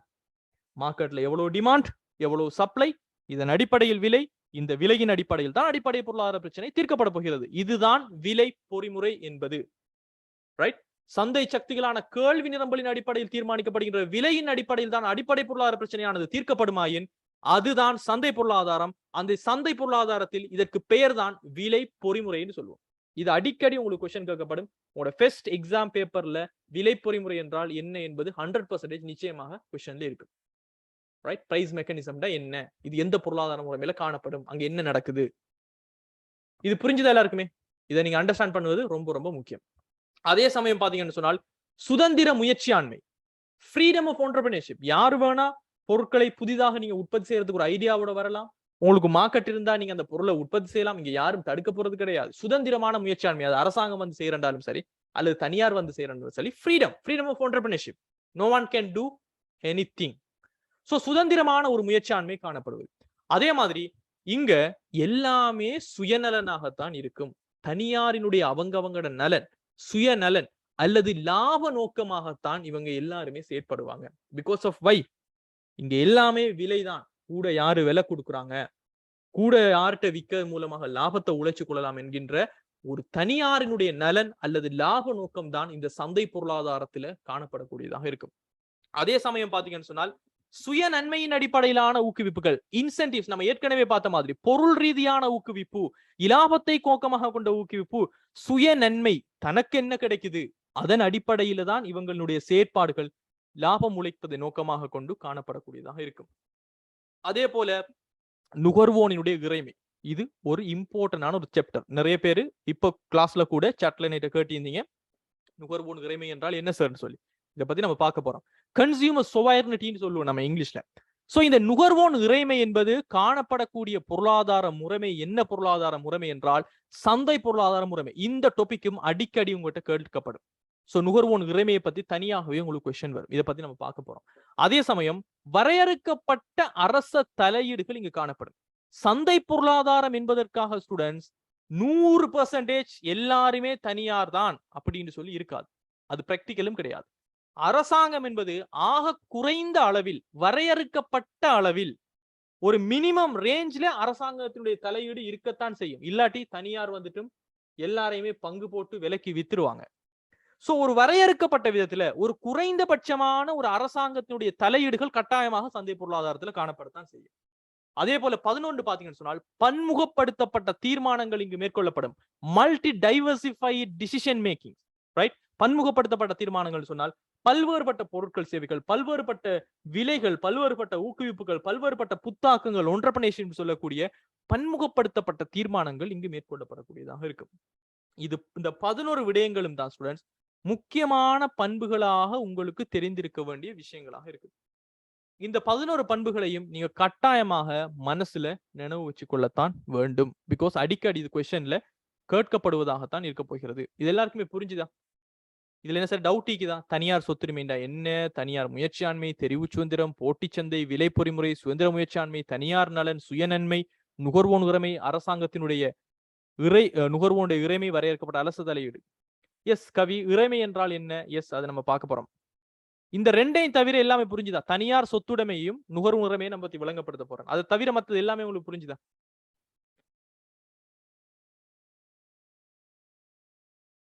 ரைட்? எஸ். 11வது பன்முகப்படுத்தப்பட்ட தீர்மானங்கள் சொன்னால் பலவிதமான தீர்மானங்கள் எடுக்கப்படும். ஒரு அரசாங்கம் ஒன்று இருந்துச்சுன்னு சொன்னால் அவங்க ஒரு சின்ன தீர்மானங்கள் தான் எடுப்பாங்க. ஒரு டைவர்சிபிகேஷன் இருக்காது. ஒரு தொழில்நுட்பம் சம்பந்தமாக இருந்தாலும் என்னென்ன நியூ டெக்னாலஜி, என்ன மாதிரியான புதிய மெஷினரிஸ், எப்படி இந்த பொருள் எந்த குவாலிட்டியா உற்பத்தி செய்யலாம்னு சொல்லக்கூடிய பன்முகப்படுத்தப்பட்ட டைவர்சிஃபைட் தீர்மானங்கள் மேற்கொள்ளப்படும். எக்ஸாமுக்கு 11 பண்புகள் கேட்க மாட்டாங்க மை டியர்ஸ். உங்களுக்கு பண்புகளை மட்டும் குறிப்பிடுக அப்படின்னு சொன்னால் மார்க்ஸை பொறுத்து நம்ம எழுதுவோம். அல்லது 1-2 குறிப்பிட்டு விளங்கப்படுத்துங்கன்னு சொன்னால் அதுக்கேற்ற மாதிரி எழுதுவோம். நம்ம ரைட் பண்ண போறது மார்க்ஸை பொறுத்து. நான் உங்களுக்கு பார்ட் 2 எக்ஸாமுக்கு நீங்க எப்படி ப்ரிப்பேர் ஆகும்னு சொல்லும் போது பிராக்டிக்கலாவே நான் உங்களுக்கு சொல்லி தருவேன். ஒரு பார்ட் 2 எழுதும் போது இத்தனை மார்க்ஸா, இத்தனை லைன் தான் எழுதணும். இந்த லைனுக்கு என்னென்ன விஷயங்களை போட்டு எழுதணும், அதை எப்படி கொஸ்டின் பேப்பர்ல வச்சே ப்ரிப்பேர் ஆகுற எல்லா விஷயத்தையும் நான் சொல்லி தருவேன். No worries about that. Right. இப்ப ஸ்டூடெண்ட்ஸ், இந்த தனியார் சொத்துடைமை அல்லது சொத்துரிமையை பத்தி நாம கொஞ்சம் கட்டாயமாக விளங்க வச்சு கொள்ள வேண்டும். சோ இதுல பாத்தீங்கன்னு சொன்னால் இந்த தனியார் சொத்துரிமை அல்லது சொத்துடைமை என்பது நான் ஏற்கனவே சொன்ன மாதிரி என்னன்னு பாத்தீங்கன்னு சொன்னால் சந்தை பொருளாதாரமானது தனியார் சொத்துரிமை, தனியார் முயற்சியாண்மை, சுயநன்மை மற்றும் தெரிவு சுதந்திரம் என்பவற்றில் தங்கியுள்ளது. இதைத்தான் நான் சொல்லிக்கிறேன். தனியார் சொத்துடைமை, தனியார் முயற்சியாண்மை, தெரிவு சுதந்திரம், இந்த 3 பண்புகளையும் தான் இங்கு தங்கி உள்ளது. சோ தனியாருக்கு தான் சொத்துரிமை காணப்படும், தனியாரினுடைய சுதந்திரமான முயற்சியாண்மை காணப்படும், சுய நன்மையை நோக்கமாக கொண்டு செயற்படுவாங்க, தெரிவு சுதந்திரம் என்பது காணப்படும். இதுல தனியார் சொத்துரிமை என்பது தனிநபர்கள் மற்றும் நிறுவனங்கள், அது ஒரு தனிநபராக இருக்கலாம் அல்லது நிறுவனமாக இருக்கலாம், ஒரு தனியுடைமை, பங்குடைமை, கம்பெனியாக இருக்கலாம். சோ தனிநபர்கள் மற்றும் நிறுவனங்கள் தம்மிடமுள்ள வளங்களை என்று சொல்லக்கூடியது என்ன? நிலம், உழைப்பு, மூலதன, முயற்சி, தம்மிடமுள்ள வளங்களை தமது விருப்பத்துக்கு ஏற்ற மாதிரி பயன்படுத்தும் பொருட்டு நிலவுகின்ற சுதந்திரத்தை தான் நாம தனியார் சொத்துரிமை. அவங்கிட்ட காணப்படுகின்ற நிலமா, அவங்கட உழைப்பா, அவங்கட மூலதனமா, அவங்கட முயற்சியா, அவங்க சுதந்திரமாக என்ன பொருளை உற்பத்தி செய்வதற்கும் பயன்படுத்தலாம். இதுதான் தனியார் சொத்துரிமை என்பது. இது புரியுதா? Make sense all of you?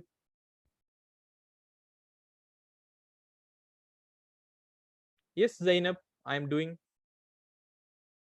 S, இது எல்லாமே அப்டேட் பண்ணின நோட்ஸ் தான் Umar. But anyhow it will be in notes. உங்களோட எக்கனாமிக்ஸ், ஏ லெவல் எக்கனாமிக்ஸ் நோட்ஸ்ல இருக்குதானே? இதெல்லாம் அனுப்பியிருப்பேன் நான். ரைட். இப்போ இது தனியார் சொத்துரிமை சம்பந்தப்பட்ட விஷயம். அதே மாதிரி பாருங்க, தனியார் சொத்துரிமை உறுதிப்படுத்தப்பட்டால் மட்டுமே சந்தை முறைமையினை நம்ம பேணி செல்ல முடியும்.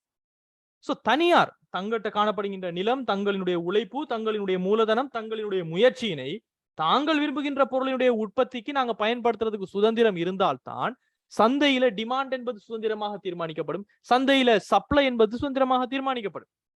சோ தனியார் சொத்துரிமை என்பது உறுதிப்படுத்தப்பட்டால் மட்டுமே சந்தை முறைமையினை பேணி செல்ல முடியும். உதாரணத்துக்கு பாருங்க, தன்னுடைய அறுவடையை, அதாவது அறுவடை என்று சொல்லக்கூடியது எல்லாருக்குமே தெரியும், ஹார்வெஸ்டிங் பீரியட். உதாரணத்துக்கு நீங்க விவசாய நடவடிக்கைகள் ஈடுபட்டீங்கன்னா, நெல்லை நீங்க விதைக்கிறீங்கன்னு சொன்னால் 3 மாதத்துக்கு 90 நாட்களுக்கு பிறகு அதனுடைய விளைச்சலை நீங்க அறுவடை செய்வீங்க.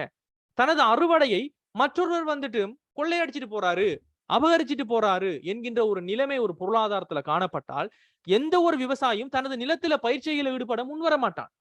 சோ சொத்துரிமை, தனியார் சொத்துரிமை என்றால் இது தனியாருக்கு கொடுக்கப்பட்டது, அவங்களினுடையது, இதுல அரசாங்கமோ யாருமே இங்க கையடிக்க முடியாது.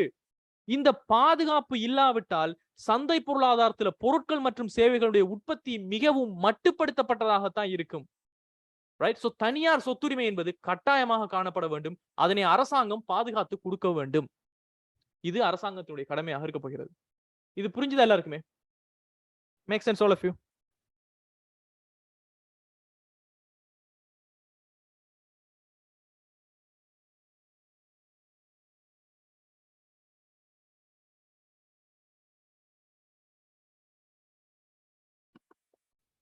ரைட். சோ இது தனியார் சொத்துரிமை சம்பந்தப்பட்ட விஷயம், நீங்க தெரிஞ்சு வச்சிருக்கணும். ஏன் தனியார் சொத்துரிமை என்பது முக்கியம், சொத்துரிமை என்னன்னு கேட்கப்படுவது. அதே மாதிரி அடுத்த பாயிண்ட்ஸ் பாருங்க, வர்த்தகமும் பரிமாற்றமும். வர்த்தகம் என்ன அர்த்தம்? கொமர்ஸ். கொமர்ஸ் என்ன அர்த்தம்? பொருட்கள் சேவைகளுடைய கொள்வனவு விற்பனையோட இடம்பெறுகின்ற உரிமை மாற்றம் அல்லது பரிமாற்றம் சொல்லக்கூடிய விஷயம். சோ இந்த வர்த்தகமும் பொருட்கள் சேவைகளுடைய பரிமாற்றமும் ஒரு வினைத்திறனுடையதாக இயங்கணும். வினைத்திறன் என்றால் என்ற மேக்சிமம் எஃபிஷியன்சி, ஆக குறைந்த அளவு உள்ளீடு, மேக்சிமம் வெளியீடு. சோ வினைத்திறனுடையாக இயங்குவதும் சொத்துரிமையில தாக்கம் செலுத்தும். எந்த அளவுக்கு வர்த்தகம் சரியாக இடம்பெறுகிறது, பரிமாற்றம் இடம்பெறுகிறது என்பதுதான் சொத்துக்களினுடைய உரிமையில தாக்கம் செலுத்தக்கூடியதாகவும் இருக்கும். சோ சந்தை பொருளாதார முறைமையில் பரிமாற்றம் சந்தைகளூடாகத்தான் மேற்கொள்ளப்படுகிறது. பொருட்கள் சேவைகளுடைய பரிமாற்றம் ஒருத்தர் ஒருத்தர் கொடுக்கிறது இந்த சந்தைகளூடாகத்தான் மேற்கொள்ளப்படுகிறது. ஒருவர் மற்றவரோடு தன்னிச்சையாக கொடுக்கல் வாங்கலில் ஈடுபடுவதற்கு சொத்துரிமையை ஏற்றுக்கொள்வதும் அதனை பாதுகாப்பதும் அவசியம். இப்ப நீங்க ஒரு போன் வாங்க போறீங்க, இன்னொருத்தர் காசு கொடுக்கிறீங்க, உங்களுக்கு போன் உரிமையாக போகுதுன்னு சொன்னால் அந்த தனியாரினுடைய சொத்துரிமை என்பது அங்கு பாதுகாக்கப்பட வேண்டும். சோ வர்த்தகமும் பரிமாற்றமும் இடம்பெற வேண்டுமாக இருந்தாலும் அங்கு தனியார் சொத்துரிமை என்பது பாதுகாக்க வேண்டியது ஒரு முக்கியமான விஷயம். சோ சந்தை பொருளாதாரம் ஒன்றின் பிரஜைகள் மூலதன வடிவத்தில் செல்வதை திரட்டுவதற்கு, மூலதன வடிவம் என்றால் என்ன? நடைமுறை அல்லாத சொத்துக்கள், இயந்திரங்கள், கட்டடங்கள், தளபாடங்கள், காணி, நிலம் போன்ற இந்த விஷயங்களை தான் நாம மூலதனம் அப்படின்னு சொல்லுவோம் எக்கனாமிக்ஸ்ல. கண்ணால பார்க்கக்கூடிய உருவ சொத்துக்கள் உற்பத்திக்கு பயன்படுத்தக்கூடியது. சோ இந்த மூலதன வடிவில் செல்வத்தை இவங்க திரட்டி வச்சு கொள்றது, பொருளாதார செயன்முறையில் பங்கேற்பதற்கு உறுதியான சொத்துரிமை நிலவுதல் அவசியம். காரணம் என்ன? பொருளாதார வளர்ச்சி என்பது என்ன ஸ்டூடெண்ட்ஸ்? மொத்த நாட்டினுடைய விவசாயத்துறை, கைத்தொழில் துறை, சேவைத்துறை ஆகிய 3 துறைகளினாலும் உற்பத்தி செய்யப்பட்ட பொருட்கள் சேவைகளினுடைய பெறுமதி எவ்வளவு என்பதுதான் பொருளாதார வளர்ச்சி. போன வருஷத்தினுடைய பெறுமதியை விட இந்த வருஷத்தினுடைய பெறுமதி அதிகமாக இருந்தால் அந்த பொருளாதாரம் வளர்ச்சி அடைகிறது சொல்றோம். பொருளாதார வளர்ச்சி எப்படி இடம்பெறும்?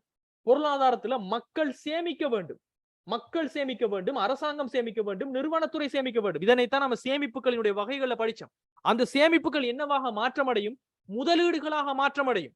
அந்த முதலீடுகள் எல்லாம் சேர்ந்துதான் ஒரு நாட்டினுடைய மூலதன வாக்கம் என்று சொல்லக்கூடிய நடைமுறை எல்லா சொத்துக்களாக மாற்றமடையும். சோ பொருளாதார வளர்ச்சி அடையணும்னு சொன்னால் மூலதனமாகிய பொருட்கள் சேவைகளின் உற்பத்திக்கு பயன்படுத்தக்கூடிய மூலதன வாக்கம் என்பது இடம்பெற வேண்டும். இது இடம்பெற வேண்டும் என்றால் அங்கு தனியாரினுடைய சொத்துரிமை என்பது பாதுகாக்கப்பட வேண்டும். சோ ஒருவருடைய சேமிப்பை மற்றவர்கள் கையகப்படுத்தி கொள்ளலாம் என்ற ஒரு நிலைமை இருந்தால் அங்கு சேமிப்பு என்பது இடம்பெற மாட்டாரு. அங்கு சேமிப்பு இல்லாவிட்டால் முதலீடு இல்லை, முதலீடு இல்லாவிட்டால் அந்த நாட்டில் மூலதனமே இல்லை, மூலதனமே இல்லாவிட்டால் அங்கு பொருளாதார வளர்ச்சி என்பதே இருக்காது. நான் சொல்ற விஷயம் எல்லாம் புரியுதா? இந்த ஃப்ளோ விளங்குதா ஸ்டூடெண்ட்ஸ் நான் பேசுறது? Is it make clear?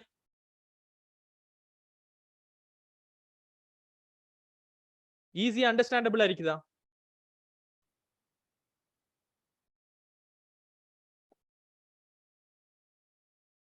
Right? Take the concept on your mind. வெறும் எழுத்துக்களை பாடமாக்காதீங்க. ஐடியாஸ மைண்ட்ல எடுத்துக்கொள்ளுங்க. ஐடியாஸ் உங்களோட மைண்ட்ல இருந்துச்சுன்னு சொன்னால் நீங்க பக்கம் பக்கமா எழுதுவீங்க. வெறும் எழுத்துக்களை மட்டும் மனசுல எடுத்தீங்கன்னு சொன்னால் எழுத்துக்களை தவிர வேறும் எதுவும் வராது. So take the idea, take the concept and கிளியரா பிரசன்ட் பண்ணுங்க உங்களோட பேப்பர்ல. ரைட், அடுத்து பாருங்க, ஒழுங்காக வரைவிலக்கணப்படுத்தப்பட்டுள்ள சொத்துரிமை கட்டமைப்பு இல்லாவிடின் சந்தையானது வினைத்திறனற்று காணப்படும். சோ இங்க யாருக்கு என்ன உரிமை, யாருக்கு எந்த சொத்து கொடுக்கப்படுகிறது, அதுக்கான ஆதாரம் என்ன என்று சொல்லக்கூடிய சொத்துரிமை கட்டமைப்பு என்பது இல்லாவிட்டால் சந்தையானது வினைத்திறனற்று காணப்படும். பிகாஸ் எல்லாருமே முன் வந்து செய்ய மாட்டாங்க. குறிப்பாக பார்க்க போனால் இந்த இயற்கை வளங்கள் குறித்து அவதானிக்கப்படும் போது, நாம இயற்கை வளத்தை நம்ம பத்தி பேசும்போது ஸ்டூடெண்ட்ஸ் உங்களுக்கு நினைவிருக்குதா, நாம இலவச பண்டம் சம்பந்தமாக நான் உங்களுக்கு படிச்சு தரும் போது, அல்லது பொருளாதாரம் அல்லாத பண்டம் என்று சொல்லக்கூடிய விஷயத்தை நான் படிச்சு தரும் போது, உரிமை என்பது கிளியராக இருக்காதுன்னு சொல்லி நினைவிருக்குதா? உரிமை என்பது, அந்த வள உரிமை என்பது யாருக்கு சொந்தம் என்பது இலவச வளம் அல்லது பொருளாதார வளத்துல தெளிவாக இருக்காது. ஆனால் ஒரு பொருளாதார பண்டத்தை எடுத்தீங்கன்னு சொன்னால் யார் அதனுடைய உரிமையாளர், யாருக்கு இது உரிமையாக காணப்படுகிறது என்பது கிளியரா இருக்கும். பிகாஸ் பிரைஸ் என்பது கொடுக்கப்பட்டிருக்கும். இதன் காரணமாகத்தான் இயற்கை வளங்களை என்ன செய்யறாங்க, எல்லாருமே வினைத்திறனாக பயன்படுத்த ஊக்குவிப்பொண்டு இல்ல. பிகாஸ் யார் இதனுடைய உரிமை, இதை இவர் தான் பயன்படுத்தலாம், இவர்கிட்ட நம்ம போய் எடுக்க முடியாது என்கிற உரிமை என்பது இலவச பொருளுக்கோ, அதாவது மழை நீருக்கோ ஒரு சூரிய ஒளிக்கோ இல்லாதன் காரணமாகத்தான் அந்த வளங்களை வினைத்திறனாக பயன்படுத்த ஊக்குவிப்பு இல்லாதபடியினால் தான் அவை மிகையான பயன்பாட்டுக்கு உட்படுத்தப்பட்டு அழிவடைகின்றது. இன்றைக்கு எத்தனையோ விலங்குகள் ஏற்கனவே இருந்தது, இன்றைக்கு இல்ல. ஒரு கடல் வளம் எத்தனையோ இருந்தது இல்ல, மர வளம் இருந்தது இல்ல, மண் வளம் இருந்தது இல்ல. காரணம் என்ன? எல்லாமே இயற்கையாக கிடைக்குது, யாரு வேணா போய் எடுத்துக்கொள்ளலாம், இதுக்கு யார் உரிமையாளர் என்ற ஒரு இதொண்டு இல்லாதன் காரணமாக அளவுக்கு அதிகமாக அது ஒரு மீள உருவாகக்கூடிய ஒரு வளமாக இருந்தாலும் அது மீள உருவாகுவதற்கு ஒரு இடம் கொடுக்காமலுக்கு, ஒரு டைம் கொடுக்காமலுக்கு நம்ம அதை பயன்படுத்திட்டு இருந்தோம்னால் அதுவுமே இல்லாமல் போய்விடும். சோ மிகை பயன்பாட்டுக்கு உட்படுவதனால அவை அழிந்து விடுகின்றது. சோ இதன் காரணமாக ஒரு சந்தை பொருளாதாரத்தை பொறுத்த வரைக்கும் ஸ்டூடெண்ட்ஸ், இந்த சொத்துரிமை என்பது முக்கியமான ஒரு விஷயம். அந்த சொத்துரிமையை ஏன் பாதுகாக்கணும் என்பதற்கான ரீசன்ஸும் தான் நம்ம இதுல பார்த்ததாக இருக்க போகிறது. சோ இந்த தனியார் சொத்துடைமை அல்லது சொத்துரிமை அல்லது ஆதனங்களினுடைய உரிமையும் உரித்தும் தனியாருக்கு காணப்படுவது, அதனுடைய சுதந்திரம் என்பது புரிஞ்சுதா? The first concept that makes sense all of you? Clear?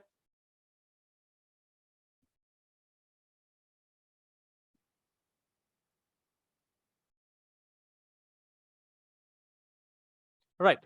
அதே சமயம் நுகர்வோனினுடைய இறைமை என்பதை பத்தி நம்ம பார்க்க போறோம். கன்சியூமர் சொவர்னிட்டின்னு சொல்லக்கூடிய ஒரு விஷயம். இத பத்தி நிறைய பேர் கேட்டீங்க. நுகர்வோனினுடைய இறைமை என்றால் என்னண்டா ஸ்டூடெண்ட்ஸ்? சிம்பிள். ஒரு உற்பத்தியாளரும் சரி, காரணி உரிமையாளரும் சரி, ரைட்? இப்ப யோசிச்சு பாருங்க, ஒரு உற்பத்தியாளர் என்பவர் யாரு? நிறுவனத்துறை, பொருட்கள் சேவைகளை உற்பத்தி செஞ்சு வீட்டுத்துறைக்கு வழங்குறவங்க. காரணி உரிமையாளர்கள் யாரு? வீட்டுத்துறையினர். சோ இந்த உற்பத்தியாளர்களும் சரி, காரணி உரிமையாளர்களும் சரி, நுகர்வோருடைய தேவை விருப்பங்களுக்கு ஏற்ற மாதிரி தான் இவங்களோட ரெஸ்பான்ஸ் துலங்கள் இருக்குமாக இருந்தால் அதுதான் அங்கு நுகர்வோனுடைய இறைமைன்னு சொல்றோம். அதாவது customer is the king, consumer is the king. எல்லாமே கஸ்டமர் தான்.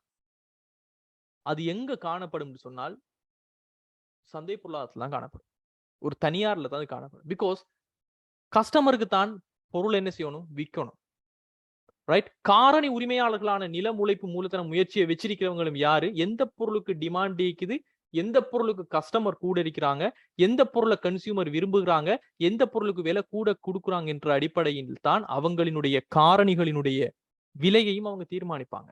சோ எல்லாமே கஸ்டமரை வச்சுதான், இந்த நுகர்வோனுடைய தேவை விருப்பங்களுக்கு ஏற்ற மாதிரி தான் அவங்களுடைய துலங்கள், அது உற்பத்தியாளராகிய நிறுவனத்துறையாக இருந்தாலும் சரி, காரணி உரிமையாளர்களாகிய வீட்டுத்துறையினராகவும் இருந்தாலும் சரி, இவங்களோட ரெஸ்பான்ஸ் இதை வச்சுதான் இருக்கும், ரைட்? ஒரு நிலம் இருக்குது, இந்த இடத்துல அந்த நிலத்துக்கு டிமாண்ட் கூட, கன்சியூமர் விடத்தை ஒரு கம்பெனி கொண்டு வந்தா நல்ல நினைக்காங்கன்னா வாடகை கூட, ரைட்?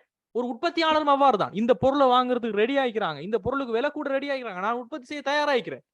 சோ உற்பத்தியாளராக இருந்தாலும் சரி, காரணி உரிமையாளரும் சரி, நுகர்வோருடைய தேவை விருப்பம் தான், எல்லாமே கன்சியூமர் கஸ்டமர் தான். அதுக்கேத்த மாதிரி தான் நாங்க எந்த பொருளையும் கொடுப்போம். கஸ்டமருக்கு விருப்பம் இல்லையா நாங்க பொருளை மாத்திடுவோம், பொருளை நாங்க அப்டேட் பண்ணிடுவோம் சொல்லி எல்லாமே கஸ்டமரினுடைய விருப்பம் தான் என்று சொல்லுகின்ற ஒரு பொருளாதாரத்துல காணப்படுமாக இருந்தால் அதுதான் நுகர்வோனினுடைய இறைமை என்று சொல்லக்கூடிய ஒரு விஷயமாக இருக்கும். இது கிளியரா விளங்குது எல்லாருக்கும்? Right? Make sense?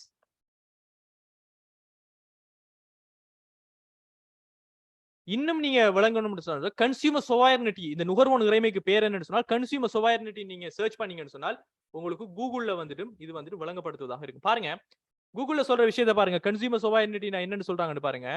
Consumer sovereignty is the economic concept that the consumer has some controlling power over goods that are produced. உற்பத்தி செய்யப்படுகின்ற பொருட்கள் சம்பந்தமாக நுகர்வாளனுக்கு ஒரு பவர் இருக்கும். அவன் கேட்கறத தான் உற்பத்தி செஞ்சு தரணும். And the idea that the consumer is the best judge of their own welfare. அவங்களோட சொத்தை செல்வத்தை யாருக்கு கொடுக்கணும், எந்த பொருளுக்கு கொடுக்கணும்ங்கறத அவங்க தான் ஜட்ஜ் பண்றதாக இருப்பாங்க. That is consumer sovereignty, right? So images கொடுத்து பாருங்க, then you can have a more idea. பாருங்க consumer sovereignty நுகர்வோன் உரிமை. When individuals have the spending power to choose what to buy and influence what is produced. எந்த பொருளை வாங்கணும், எந்த பொருள் உற்பத்தி செய்யப்பட வேண்டும் என்பதனை இன்ஃப்ளூயன்ஸ் பண்ணக்கூடிய ஆட்களாக நுகர்வோர்கள் காணப்பட்டால் அதுதான் consumer sovereignty, right? I am the consumer and have the supreme power to decide what the market should produce. நாங்க தான் கன்சியூமர், என்ன பொருள் உற்பத்தி செய்யப்படும்ங்கிறத நாங்க தான் தீர்மானிப்போம் அப்படின்னு சொன்னால் அதுதான் நுகர்வோனினுடைய இறைமையாக இருக்க போகிறது. ரைட், ஸ்கிரீன் ஷேர் பண்ணிக்கிறது விளங்கு தானே? Is it clear guys?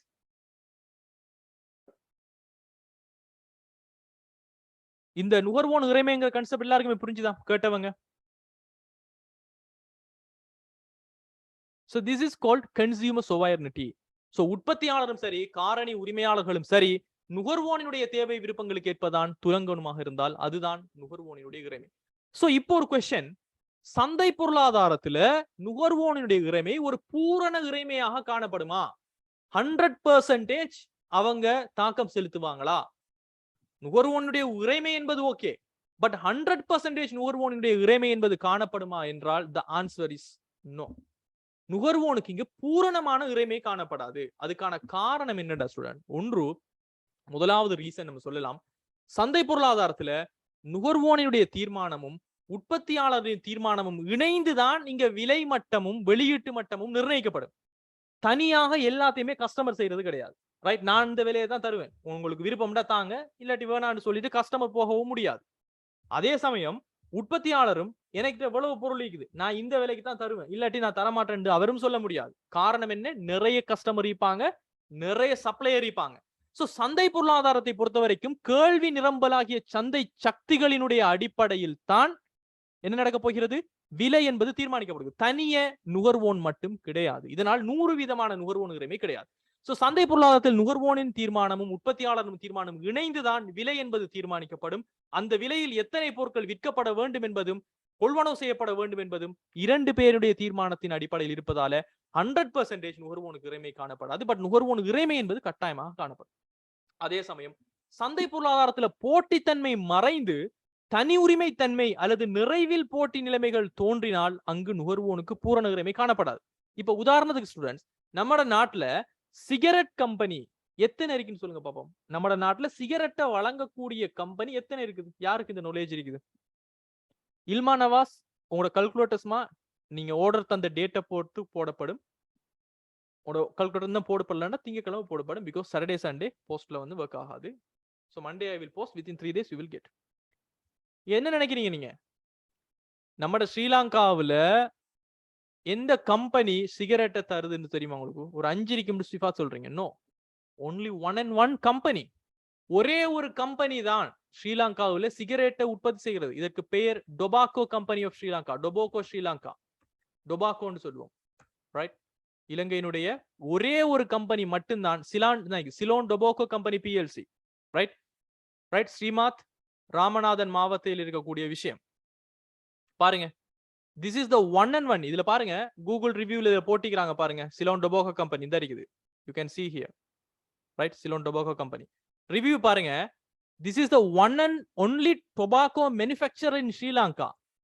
ஒரே ஒரு டொபாக்கோ, இந்த புகையிலை பொருட்களான சிகரெட்டை உற்பத்தி செய்யக்கூடிய ஒரே ஒரு கம்பெனி இந்த tobacco, Ceylon tobacco company PLC தான். This has over 200 staff. இந்த கம்பெனில மட்டுமே 200க்கு மேல ஸ்டாஃப் இருக்கிறாங்க. And around 56,000 retailers and agents. 56,000 சில்லறை கடைகளும் முகவர்களையும் கொண்டிருக்கிறாங்க. This company is the most tax paying company. Right? இலங்கையில காணப்படுகின்ற கம்பெனியிலேயே ஆக கூடிய வரியை செலுத்தக்கூடிய company. This company is the most tax paying company to the Sri Lankan government.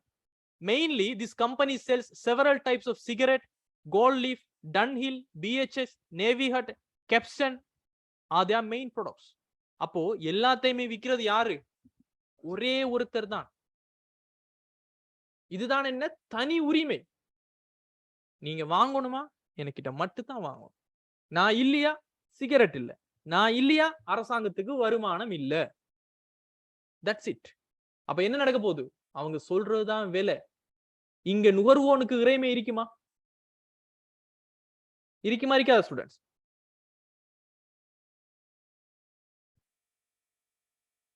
What do you think? இங்க கிடையாது. காரணம் என்ன? தனி உரிமை. நான் சொல்றதா எல்லாம் சொல்லும்போது நுகர்வோனுடைய விருப்பம் அங்கு பாதிக்கப்படாது.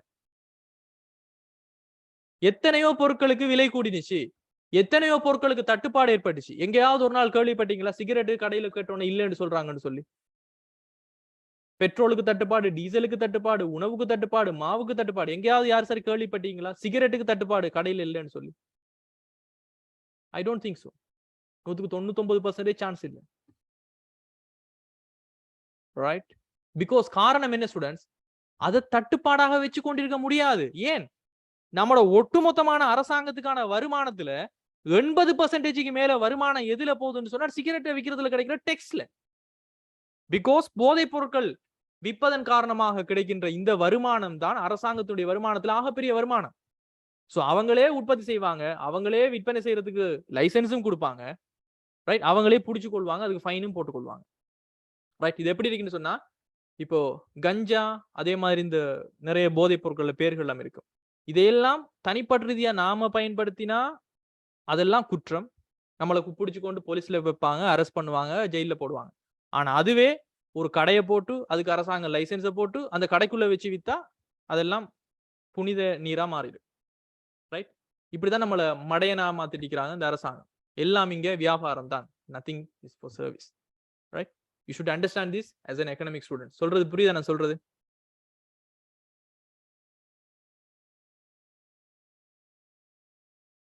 ரைட்?